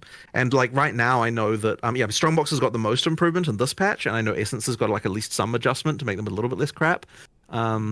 And there's probably a few more adjustments. It's more about the combat than the itemization. That's something we still need to look into. Right. So there's just stuff like we just need to improve all that stuff until it's good, right? Simple as that, really. Fair enough. How do you guys feel about the progression of players entering into mapping, going from map tier 1 to you're doing tier 16s, and then into pinnacle bossing? How do you feel like the pacing in there? They give you one reason I bring it up is in POE1 we have like the quest invite version of boss fights that will happen at different iterations. So you probably know where I'm going with so we're not really happy with how that is right now. Like we're not happy with how the quest. The quests that effectively we give you are just like do X many of tier Y maps. And honestly, like we can do a lot better. That's kind of a larger. It's something that I would have loved to be able to just solve instantly, but like it does need some more work. And I think there's a few different areas of this. So one of them is that like just the way the progression feels just isn't as good as POE1 in some way. That's kind of slightly hard to define. Like in terms of just like the feeling of like the progress you're making just isn't quite right. So I think we need to do more. Like there might be some changes we have to make to how the Atlas works to make that better. Certainly want some bosses between those points. Yeah. Like it just needs more of a feeling of random ones. I mean like actual ones. Still along a series of objective-driven kind of narrative-involved things where you're getting your. It's still an end game, not pinnacle. Boss at tier 6 and maybe at tier 11, and they're the quest versions, and you're doing those, and then maybe there's Uber versions, and I'm just rambling. There just needs to be more going on with regard to how that progression feels. So that's one element. So the next one is that the tutorialization of the end game is not really there. Like we need to do more around this so that like it actually sort of eases you into end game a little bit better. As far as like if you're a new player, like we kind of just throw you in the deep. Like we fixed a lot of things about the introduction to the game through the campaign, but then you get to endgame and it's kind of like we don't really do enough to kind of really ease you in there, I would say. And then I did have a third point, but I can't remember what it was now. There was something about that. Oh yeah, that's right. And it sort of ties in a little bit to what I was. This kind of was covered a little bit with what Mark was saying just a second ago. But like the way that you progress through the tiers, like you can go through the tiers too quickly and then you kind of get left behind with like what rewards you should be getting, and like in order for us to fix that we kind of need to make each tier more meaningful with regard to what you have to do there and what's going on. And so there'll probably just be more there at endgame just to kind of make it feel like more of a progression and more of a and that can include more storyline elements and more things like that. There just needs to be more basically just there to make that progression feel better. The game does take a bit of a turn suddenly when you get to endgame of like it doesn't really feel like it really does feel very different from campaign to end game. And as I said, it's just a matter of sort of easing that transition, making that a little bit better and smoothing out that more for sure. I want to hone into 2 points here. Because you talk about it feels like a different game, sort of a different sense of progression at least. We have to go from campaign into action. This is a question we're going to ask later, but it seems a good time to ask it now. Is that intended, and do you like that as a design principle? Because I've seen people say that they really like the campaign, and me myself, I like the difference, but I've seen people state that they really enjoy the campaign pacing, then they get to maps and they feel like it starts blasting, it's almost a different game at that point. So I think the audience would love to know how you feel about that difference. You do actually, you do need to get to the point at some point where you feel incredibly powerful. However, I would say that there is like a bit of a switch flip right now that's kind of not quite right. Like there's definitely something that ain't right going on there. Well, there's two. There is the character power side. I mean, a lot of people are getting to endgame. Excuse me. A lot of people are getting to endgame and they aren't just becoming gods all of a sudden, right? A lot of people are struggling and falling off and can't sustain maps and are dying and are, You know, it's not like you get to end game and all of a sudden you're ultra powerful. But you certainly, a lot of people are getting to end game and then are just lost as to what to do, right? Like a lot of players really like to be told exactly, here's what you do, here's what you do, here's what you do, here's your next objective, here's the thing to look forward to. And something just like complete 10 tier 1 maps is not a fun objective, right? That's just like, okay, sure, I'll do that. You know, where we could do that a lot better, right? Go to this place, travel here, do this exact thing, discover this, do a tower, run this breach, you know, all these things we can have obviously way better objectives and ones that we could still design. And you're getting your passive points for each, and you're like, okay, the next thing it wants me to do is this exact thing, not just, I've completed my 10, now it just wants me to complete tier 2 maps. I see. I'll just keep going. Sure. So there's no like, whereas the campaign's very stories like go kill this boss, get here, and you got NPCs talking to you and everything, and then all of a sudden it's just now I'm killing stuff, ticking up this ticker, and you know, a lot of people probably aren't really getting into based on the tutorialization. They're not really getting into the towers, the tablets, all of that stuff, and then they're just also possibly finding it a bit too hard, and they're dying, and so yeah, it's not is friendly to the people who, especially non-POE1 players, it's not as friendly to them as we would want it to be at all. That being said, like, obviously, there is also the capacity at that point to just be like, all right, I'm going to change my build to do this or go do this, and now I'm just, like, obliterating everything everywhere. And you don't have all those, like, story events breaking up your flow of gameplay. It's just, like, map, kill everything, map, kill everything, map, kill everything, which people love. But yes, for those who know how to do that, that happens too soon. And for those who don't know how to do it, they're like getting stuck in a hole and finding themselves very lost. So yeah, 2 sets of improvements. The people that are going to obliterate everything, they're going to have their fun no matter what. They'll get there a bit later, sure, if that's how you want to think about it. But it's way more important to not just have that like very much narrative driven change in pace where all of a sudden it's just like, and it's gone. And now you're just doing, you know, kind of random stuff. You know, what am I supposed to do next kind of thing? And yeah. So yeah, there's a lot going wrong there. More content would do it, more time on it, more quests, more, you know. But again, POE1 had a lot of this stuff, and it had so many different axes. If you didn't like one thing, you could do another. If you didn't like that, you could do another, and you could do certain things earlier or later. And we just need to get to that point where there's just more better, without overcomplicating everything. Mm-hmm. So my last follow-up to this in-game topic, and I'll send over the guys to continue the conversation elsewhere. So you mentioned that there's a little bit of a separation from what I'm hearing about people like know how the blast, like they're going to go anyway, right? They're going to crush through and destroy it. Then you have the people that are like kind of learning the game, getting into the game that might like get stuck and lost. How do you feel about the, you know, one pour though? Then now that the game has been out of the wild, does the one pour though feel like it's widening that gap and punishing players who maybe are learning the game too much?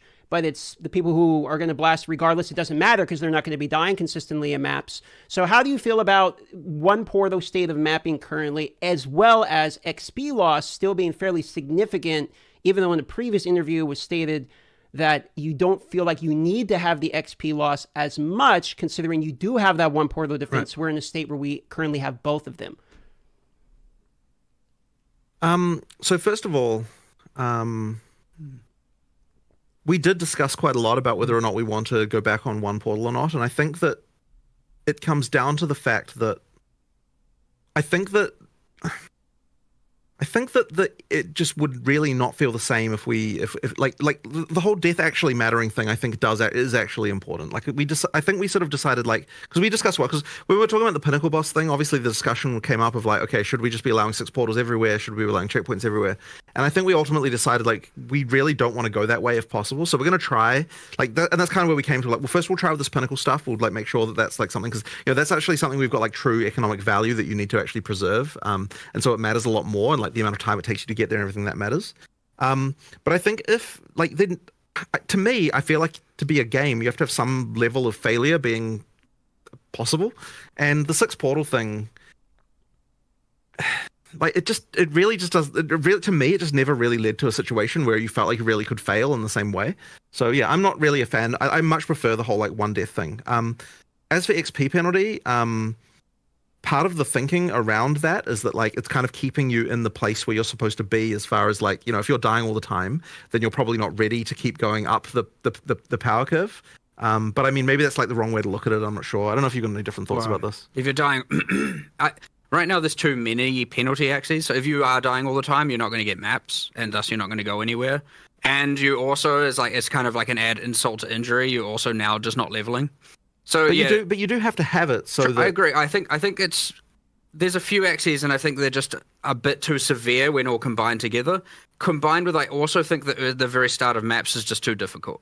Like, I think we should ease into that a little bit. So bring that down a bit and then ramp the difficulty up. Well, I mean, we could hit the same spot, but I think it's just a little bit, and I think that's mostly due to the number of rare monsters and the obviously monster combinations. Because you can kind of avoid bosses, and like I don't mind. I think that's a little bit of a different situation, but you get all these monsters you haven't seen in ages, and they all combine together, and so you have to kind of, like, generally when you go into those areas, you learn what the monsters are doing and how they're combining, and then you maybe die once or twice if you're not, ultra powerful. And then you get into maps and you're immediately sprung on like heaps of different monster permutations, and they're doing things, and you're getting killed all the time, and there's a lot to learn. You do the next map and you're like, well, I can't take the learnings of that previous map and apply it to this next map because it's a whole different set of monsters. So there's nothing to really take from one map to another aside from just like maybe playing a bit more carefully, or like, not being so overzealous and whatnot. So it's just a little bit difficult there, and I suspect we need to bring down the difficulty a little bit and ease people into it a bit more. But I need to think about it certainly a lot more and actually get a little bit more analytics on it as well, and actually see what the actual problems are. And again, I read a lot more feedback, honestly. Sure. It would be nice if there was a way to deal with the fact that, so I mean, like, okay, the penalty for not clearing a map,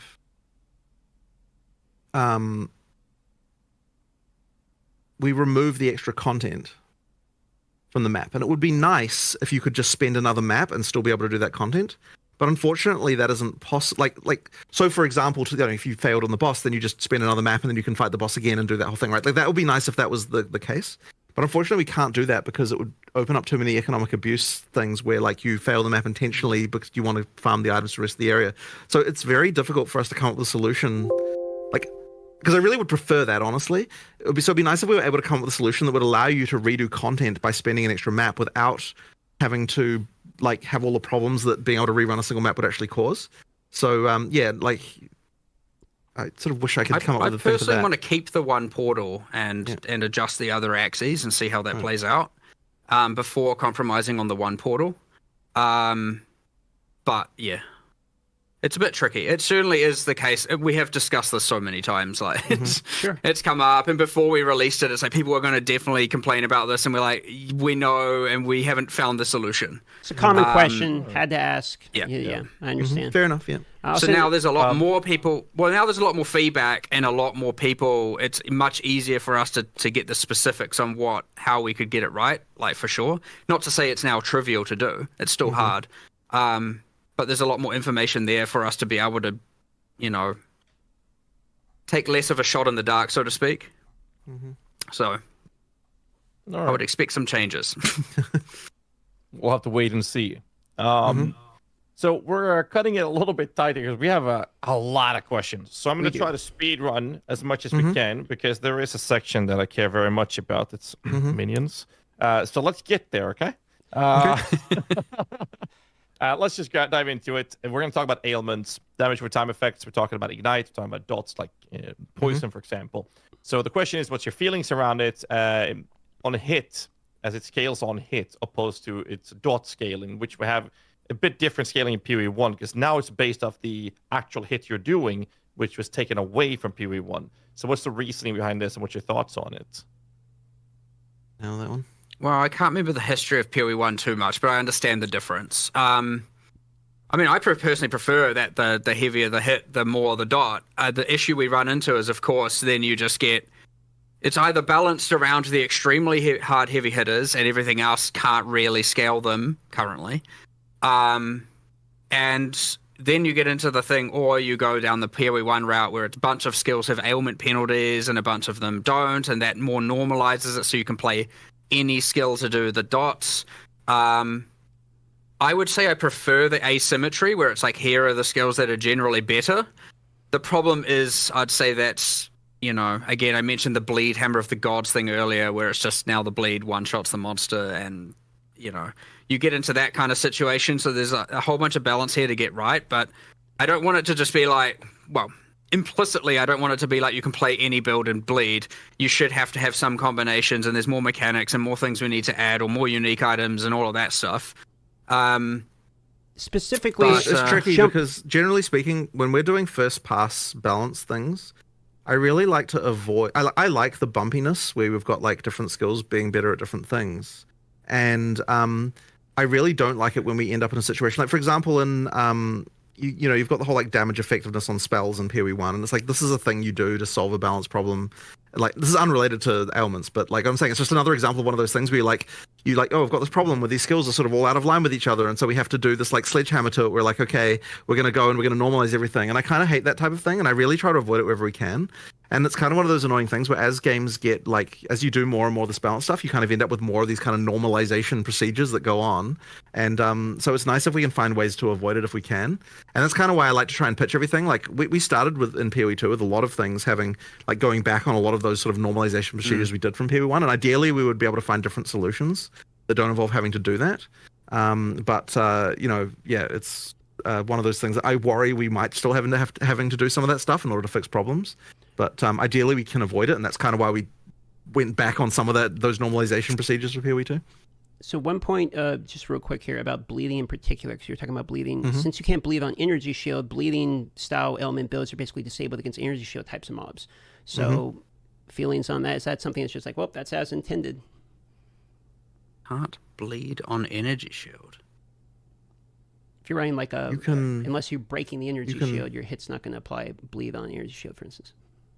I thought that I don't think that's even true. I thought that the thing not? with bleed was it's supposed to bypass energy shield.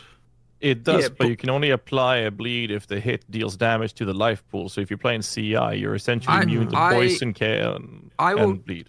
I will take your word for that, but if that is how that works, It wasn't that is how it was not intended to how be, that how is it was. meant to work. Yeah, it's supposed to be I only say this because yesterday I heard someone upstairs talking about this and going like, people are just wrong. You can apply bleed to energy of it. Look, and then I was like, okay, but I'll confirm that after this. And look, if that is how that works, that is like bleed was actually supposed Not to be like an supposed- yeah. anti-mage mechanic, not a like, you know, like as in like you can bleed someone past their energy shield. So Well, if, like that if was kind you of the are idea right, there. So and I'm wrong, then Quinn has thrown me under the bus because I asked that question from him. So well, again, we could easily be wrong. Like it's amazing it also how could be that it has been changed internally and not yet externally.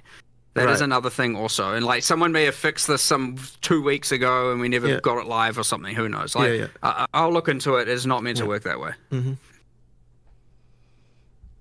all right, moving forward here, we are on elements, and now we are into ascendancy swapping. Is the next topic here. So these are kind of going back to conversations we've had previously in interviews where you guys were debating it and you wanted to see after the launch of the game, where do we stand?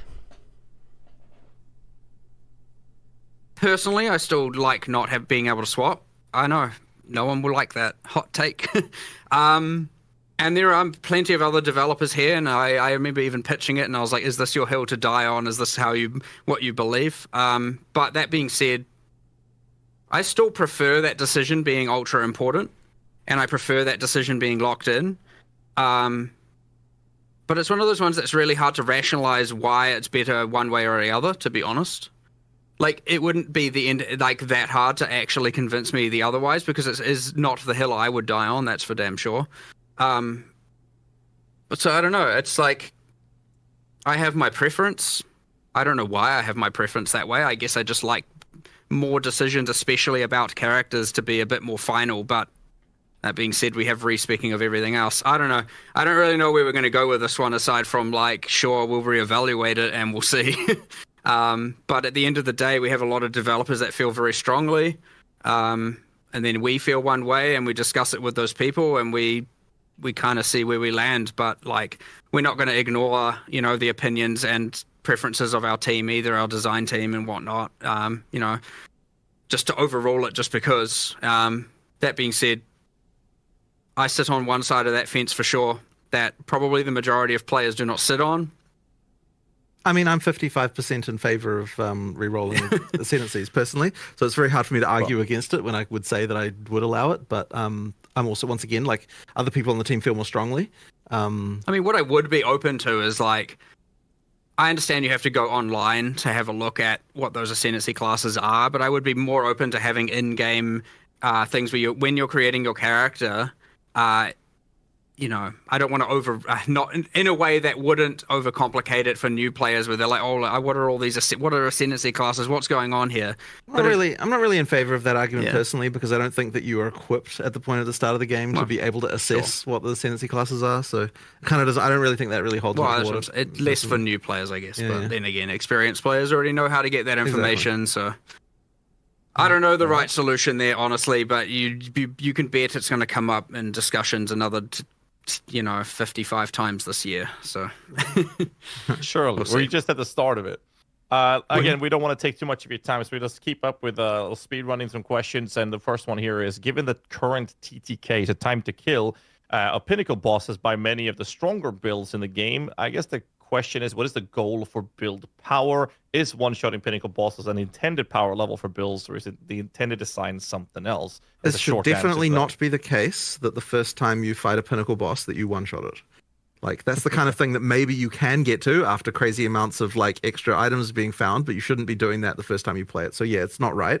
And that's just, there's some builds that are outrageous, and we want to actually make it so the boss can use their abilities. That's why we spend a bunch of time making them, after all. Exactly. So, yeah.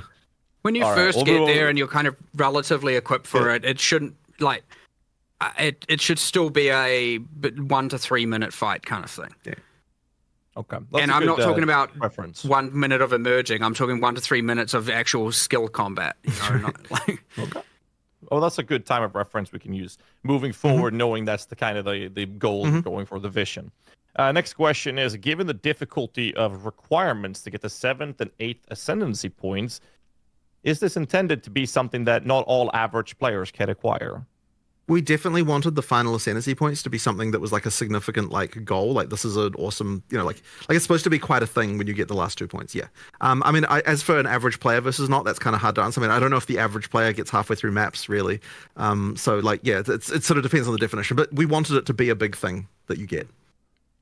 So map clear conditions, talking about that for a moment. Clearing rare mobs are effectively like the only real map clear condition at the moment. Is that the plans to continue that going forward, or is this sort of one of many conditions and is a placeholder, or how do you guys feel about the map clear condition being strictly rare mob clearance? I suspect as we get to answering the exact same thing we talked about before with the more objective driven and learning and tutorialization, we'll probably expand on that. The ideal world is there'd be a whole, a nice, cool set of different things you're doing in each map that isn't just killing all the rares. But actually a surprisingly large amount of work to do those and to do them well. Otherwise, you just end up with this thing where it's like, I like this one, but these other 4 are terrible, and you don't want bad ones of these. And killing the monsters is at least something that you already want to do. So that's kind of part of the reason why we sort of went with that in the end.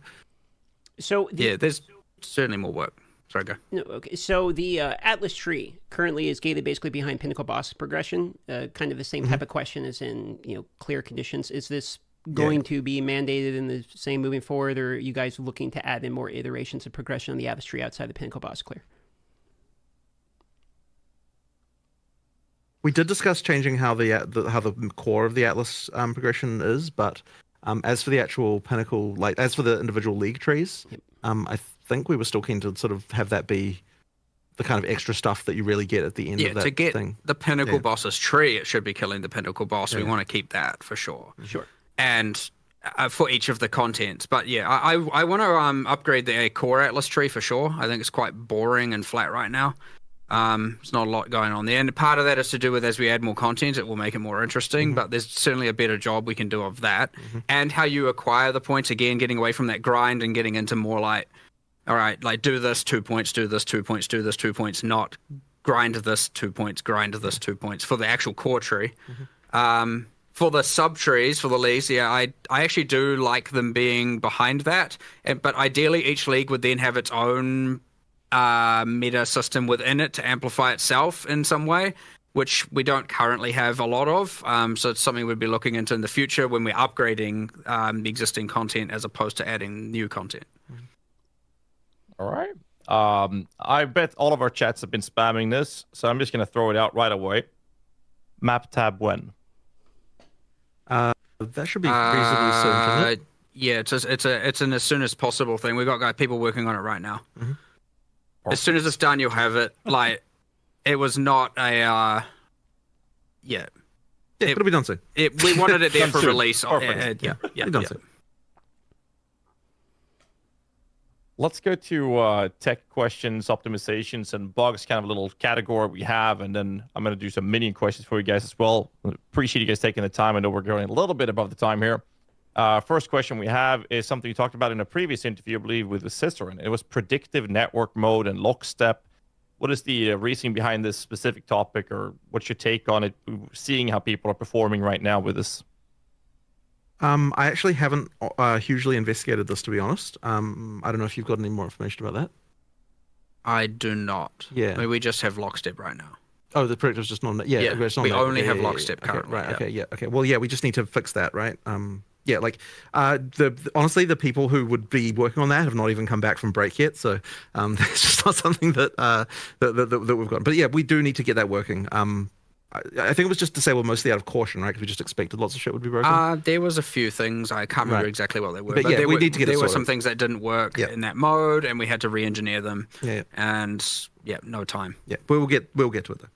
Okay, couple just real quick optimization type of questions here. Terrain obstruction is something that has been helped a little bit in this recent, we saw in the video there, you guys were talking about making it a little bit more clear and transparent. But some things like trees, for instance, covering your screen from the overhead, etc. Do you have any feelings on how terrain obstruction is currently in the game? And is there any plans around making this a little bit It's just a matter of individual work on Yeah. each individual thing, just like looking at each doodad and being like, yeah, what the bounds need to be, that kind of thing. That some trees don't fade out Yeah, until you're like intersecting with them. Sure. And it's Just- annoying because yeah. you get more, and the faster you move, the more you will be obscured. And so there's some timing changes, there's some proximity changes. There's Just a matter of individual bunch balance of things. To be addressed. There's still some areas. Yeah. Sure. Yeah. And then as far as optimization is concerned, I mean, we'll just keep working on it, right? I mean, in the background, you've got the engine guys working on things. There is one very annoying crash that is very, very hard to debug that happens on, I believe it only happens on NVIDIA cards.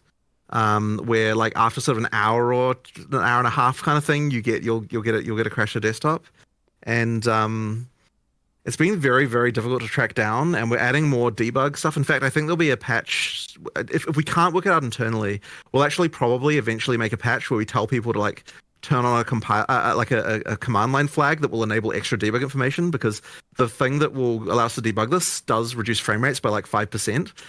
So we might actually ask people to like, hey, turn this on until we find the problem, and then it'll reduce your frame rates a little bit, but it'll help us track it down. And then once we've got that, then we should be able to work it out. Effectively, they're like concurrency bugs within the GPU. But annoyingly, we were also told that the next version, like NVIDIA told us that the next version of the NVIDIA driver does make the crash go away. But then they also said that they didn't know why that was the case. So like, I don't know if we can 100% rely on that either. So yeah, there's something weird going on that's like quite hard to track down going on here. And hopefully we can work it out soon. But yeah, we just need more debug information. It's very hard to track down, unfortunately. Got it. And it's kind of annoying how it takes so long to reproduce. Like there's even a thing where like the first hour after we do a restart patch, we don't get any of those crashes because it literally takes more than an hour to reproduce. And then after that, they start coming in. So there's like something weird going on there. But it's the most common crash, and like we're just like really annoyed. It's just very annoying to deal with. Thanks for the answer, because that was a very common question. People were talking about crashes and wanted to ask you about it. So good answer there. Yeah. At this portion, all we have left is some minion questions from Ghazi, just a couple of them. And then we're into the rapid fire portion, and then we're pretty much done. So try to get you out of here in 10, 15 minutes. Go on, Ghazi. Sure. Let's just dive into the nitty gritty. Let's talk about Hodor, minion body blocking in doorways. Let me just add the word, come on. So, Solutions, I please. mean, yeah, like this is something that we need to work out a better solution for. Like what I can say is that, okay, so people will immediately say, oh, just make it so that minions can just walk through each other. And it's like, we've done that and it sucked. And it doesn't just suck because of that it looks bad or something. Like it sucks to actually, like, it actually just makes the minions play worse. So we need to find another solution that's like smarter somehow that like fixes that issue.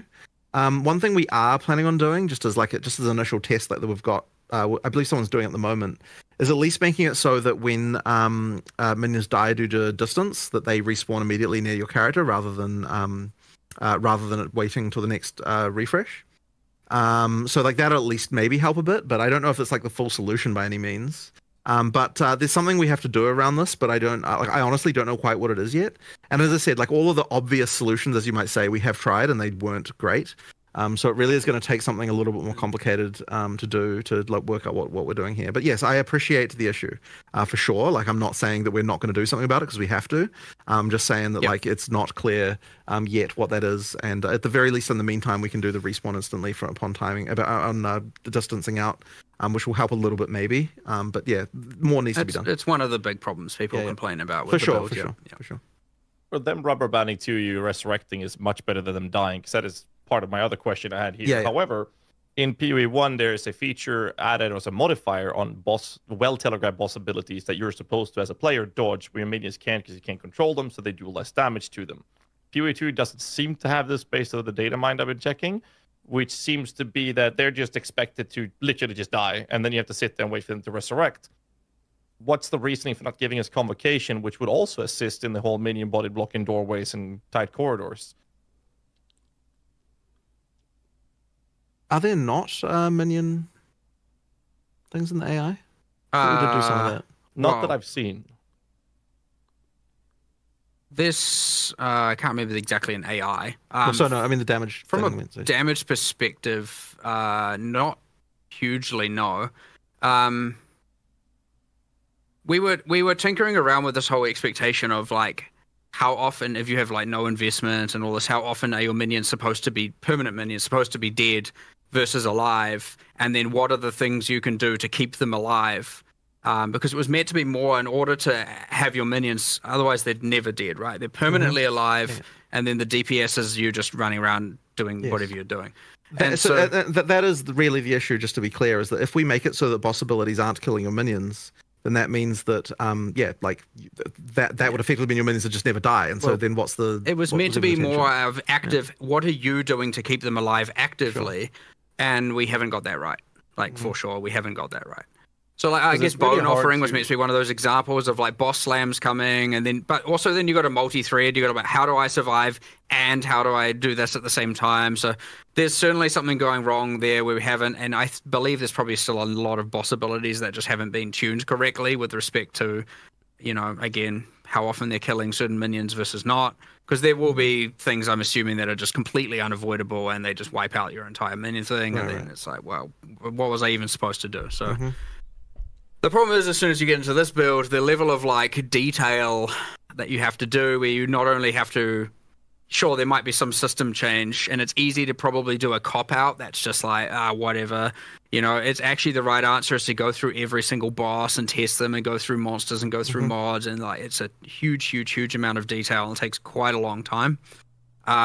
We have people like kind of actively providing that more specific feedback, and we are iterating on it.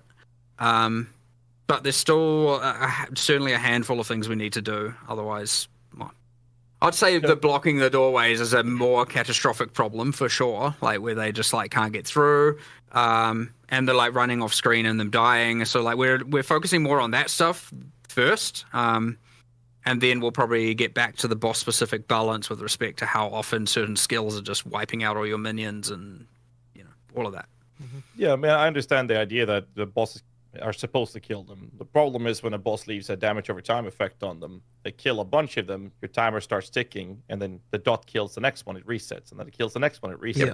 You just have to wait for all of them to die, and now you're sitting there doing nothing. You feel like you're in a wheelchair, not able to run around.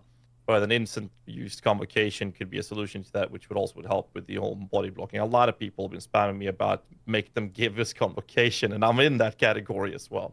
But moving on to the other question, to not waste too much time, and that is a very interesting question. What is the reasoning behind making the minion's movement speed a direct replicator copy of what you have as a player, including when you get a minion movement speed debuff reduction on yourself? So me and Mark were actually quite surprised to learn that when you get a debuff on your character, that it causes your minions to slow down. Yeah, it's not intended. That was not intentional, and so we'll just fix it. We'll just change that. Yeah, we'll just fix it. That was not a thing we even realized was the case. Okay. Yeah. Next one is tooltip is a bit wonky with the minions, with it being incorrect in cases, especially accuracy actually being very wildly off, where it says you have a 100% chance to hit and it's not hitting, and then the tooltip is missing altogether on things like rating spirits. And sometimes when you change a gem on an unrelated ability, suddenly your tooltip on your damaged minions is also changing randomly. Is this something That you've sounds tracked, like or? a bug to me. Yeah, we'll fix that as soon as. I just need to look into what's going Our on. with it. developer responsible, well, they might be back today, but our developer responsible for that has still been on holiday. So as soon as they're back, they'll Yeah. get onto fixing them. Yeah. A There was handful of quite tooltip a lot of related rushed like description stuff happening right at the end of development there. So I'm sure there's even more stuff that's wrong than that, just like with that stuff. I'm surprised that tooltip stuff is as good as it is, given, like, I remember 2 weeks before release, I was like, this is a dead feature, like, it may as well not exist. And then all of a sudden it was at least something that I was okay, that's a pretty good effort on what they did. So there's just more to do though, of course. I got plenty more minion questions, but I'm just gonna go with the one that's been spammed the most, and that's Spectres when. So soon, fairly soon. It took more work than we expected, actually. Like, there was just a lot of there was a lot of specific shit we have to do, but it won't be. It's not too far away.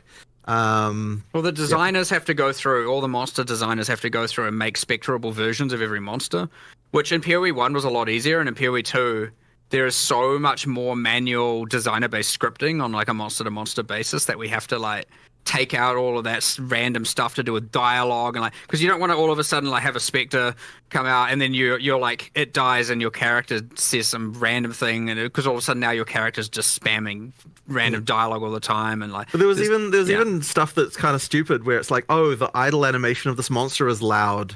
And so if you've got it as a spectre, then like it makes it too annoying, and like just there's all sorts of random stuff that happens when you turn things into a spectre that's kind of not obvious. Effectively, every single monster has to be.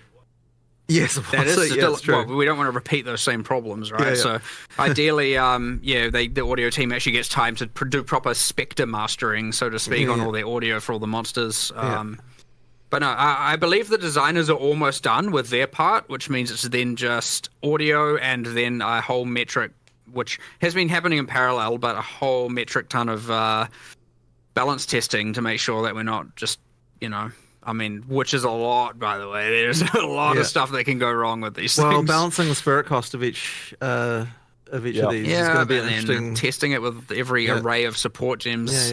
And, monsters can be set up kind of jank where you're like, that's like a projectile, but like it's using some other skill that's kind of actually like triggering projectiles, and so if you actually put multiple projectiles on it, it might not affect it in the way you think. And like from a damage perception of like, I take less damage from projectiles, that's fine. From an avoidance perspective, it's fine.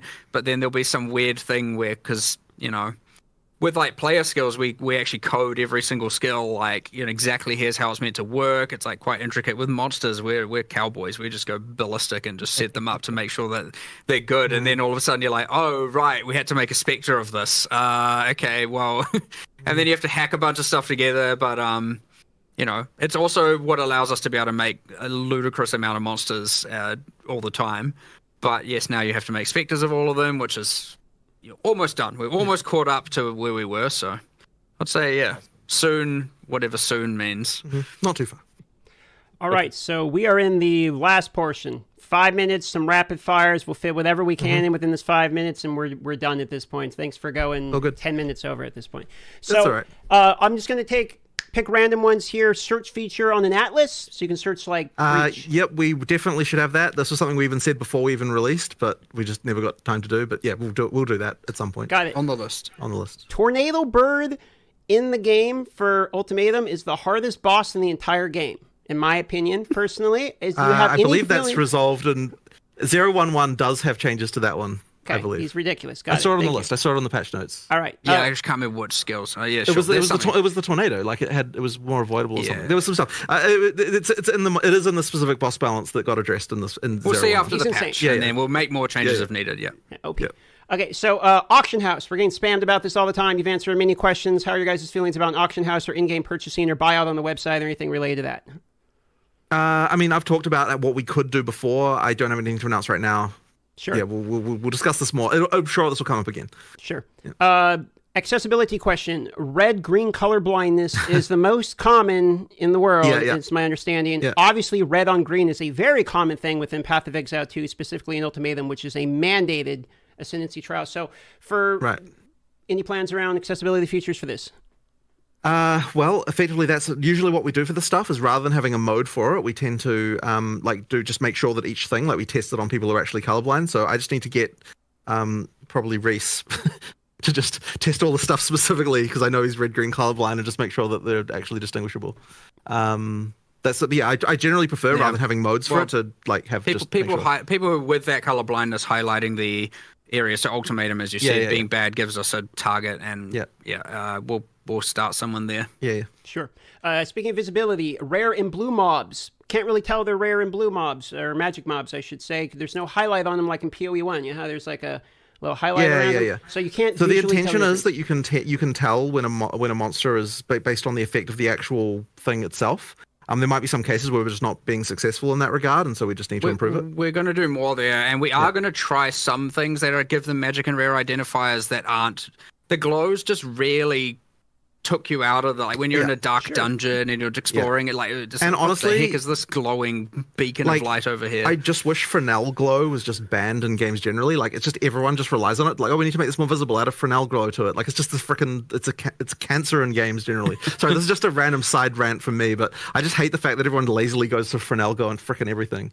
Fair enough. Last question related to visuals. So visual effects in co-op can be very difficult. You know, you got people spamming lots of shit around. Any opinions on toggling other people's visual effects, etc.? I don't want to add an option like that, but there is probably more we can do automatically for that kind of stuff. There'll be some engine-based things we can do. Yeah, there will be. There's probably more we can do, and just like that. But in my opinion, it should be automatic, and like you shouldn't even really be thinking about it. It should just happen. Like I'm not a fan of just like, oh, turn off all the effects. Like I'm just, it's kind of lame to me.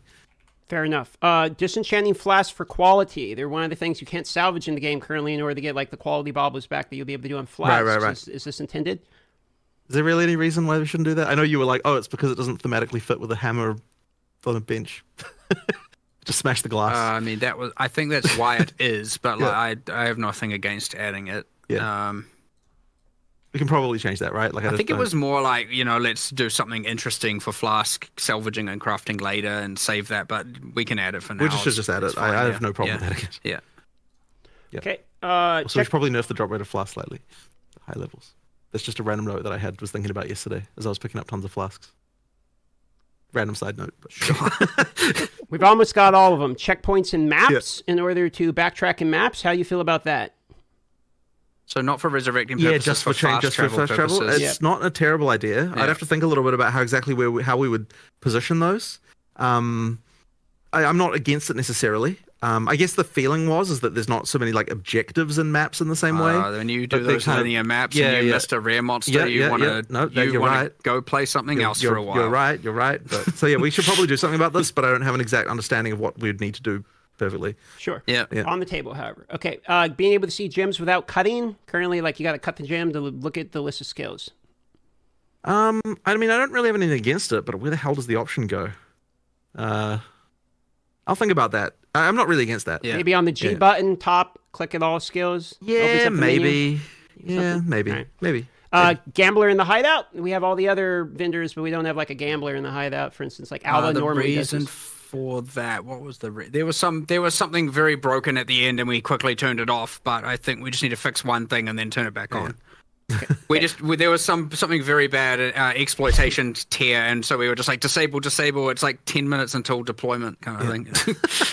4 left, and we got through all of them. Okay, so Venom Quest is currently the only one that you can't reselect the rewards. So, for instance, you can reselect like the Titan Dome with the Life Flask or the Charm Duration. You can't select from like Chaos to attributes or whatever. Any opinions on keeping that permanent, or can we reselect? I want to add a way to change that, which I know people might be like, well, hold on, then why don't you want to allow a way to change ascendancies? And the answer is I don't know. That's just how I feel. But we'll allow you to change it. I might feel differently later. But yes, I do want to add a way to change that for sure. Okay, movement speed on boots. Any feelings about having them be implicit, or basically movement speed mandatory on boots, or else you're really slowed down. So how you guys feel about moving movement speed to implicits, or do you have any feelings on movement speed on boots? I mean, I don't think it's necessarily a problem to have a mod that's really, really valuable on an item that you definitely want to go for. Like, boots is certainly the case where that's like the most extreme, but I don't necessarily think it's a problem as such. So, you know, like, I personally don't have a problem with it, but I don't know if you feel differently. I like it. Yeah. I like having it that, like, I think it's good. I mean, if you added move speed implicitly to boots, would you then be like, okay, well, like IPD on weapons, like you start to get into funny territory in some sense, right? We're like, you know, so anyway, that's kind of our feeling on it. Last 2, UI customization options. Is that potential? I mean, you'd have to be more specific. I think people just want in to be general, able no, like.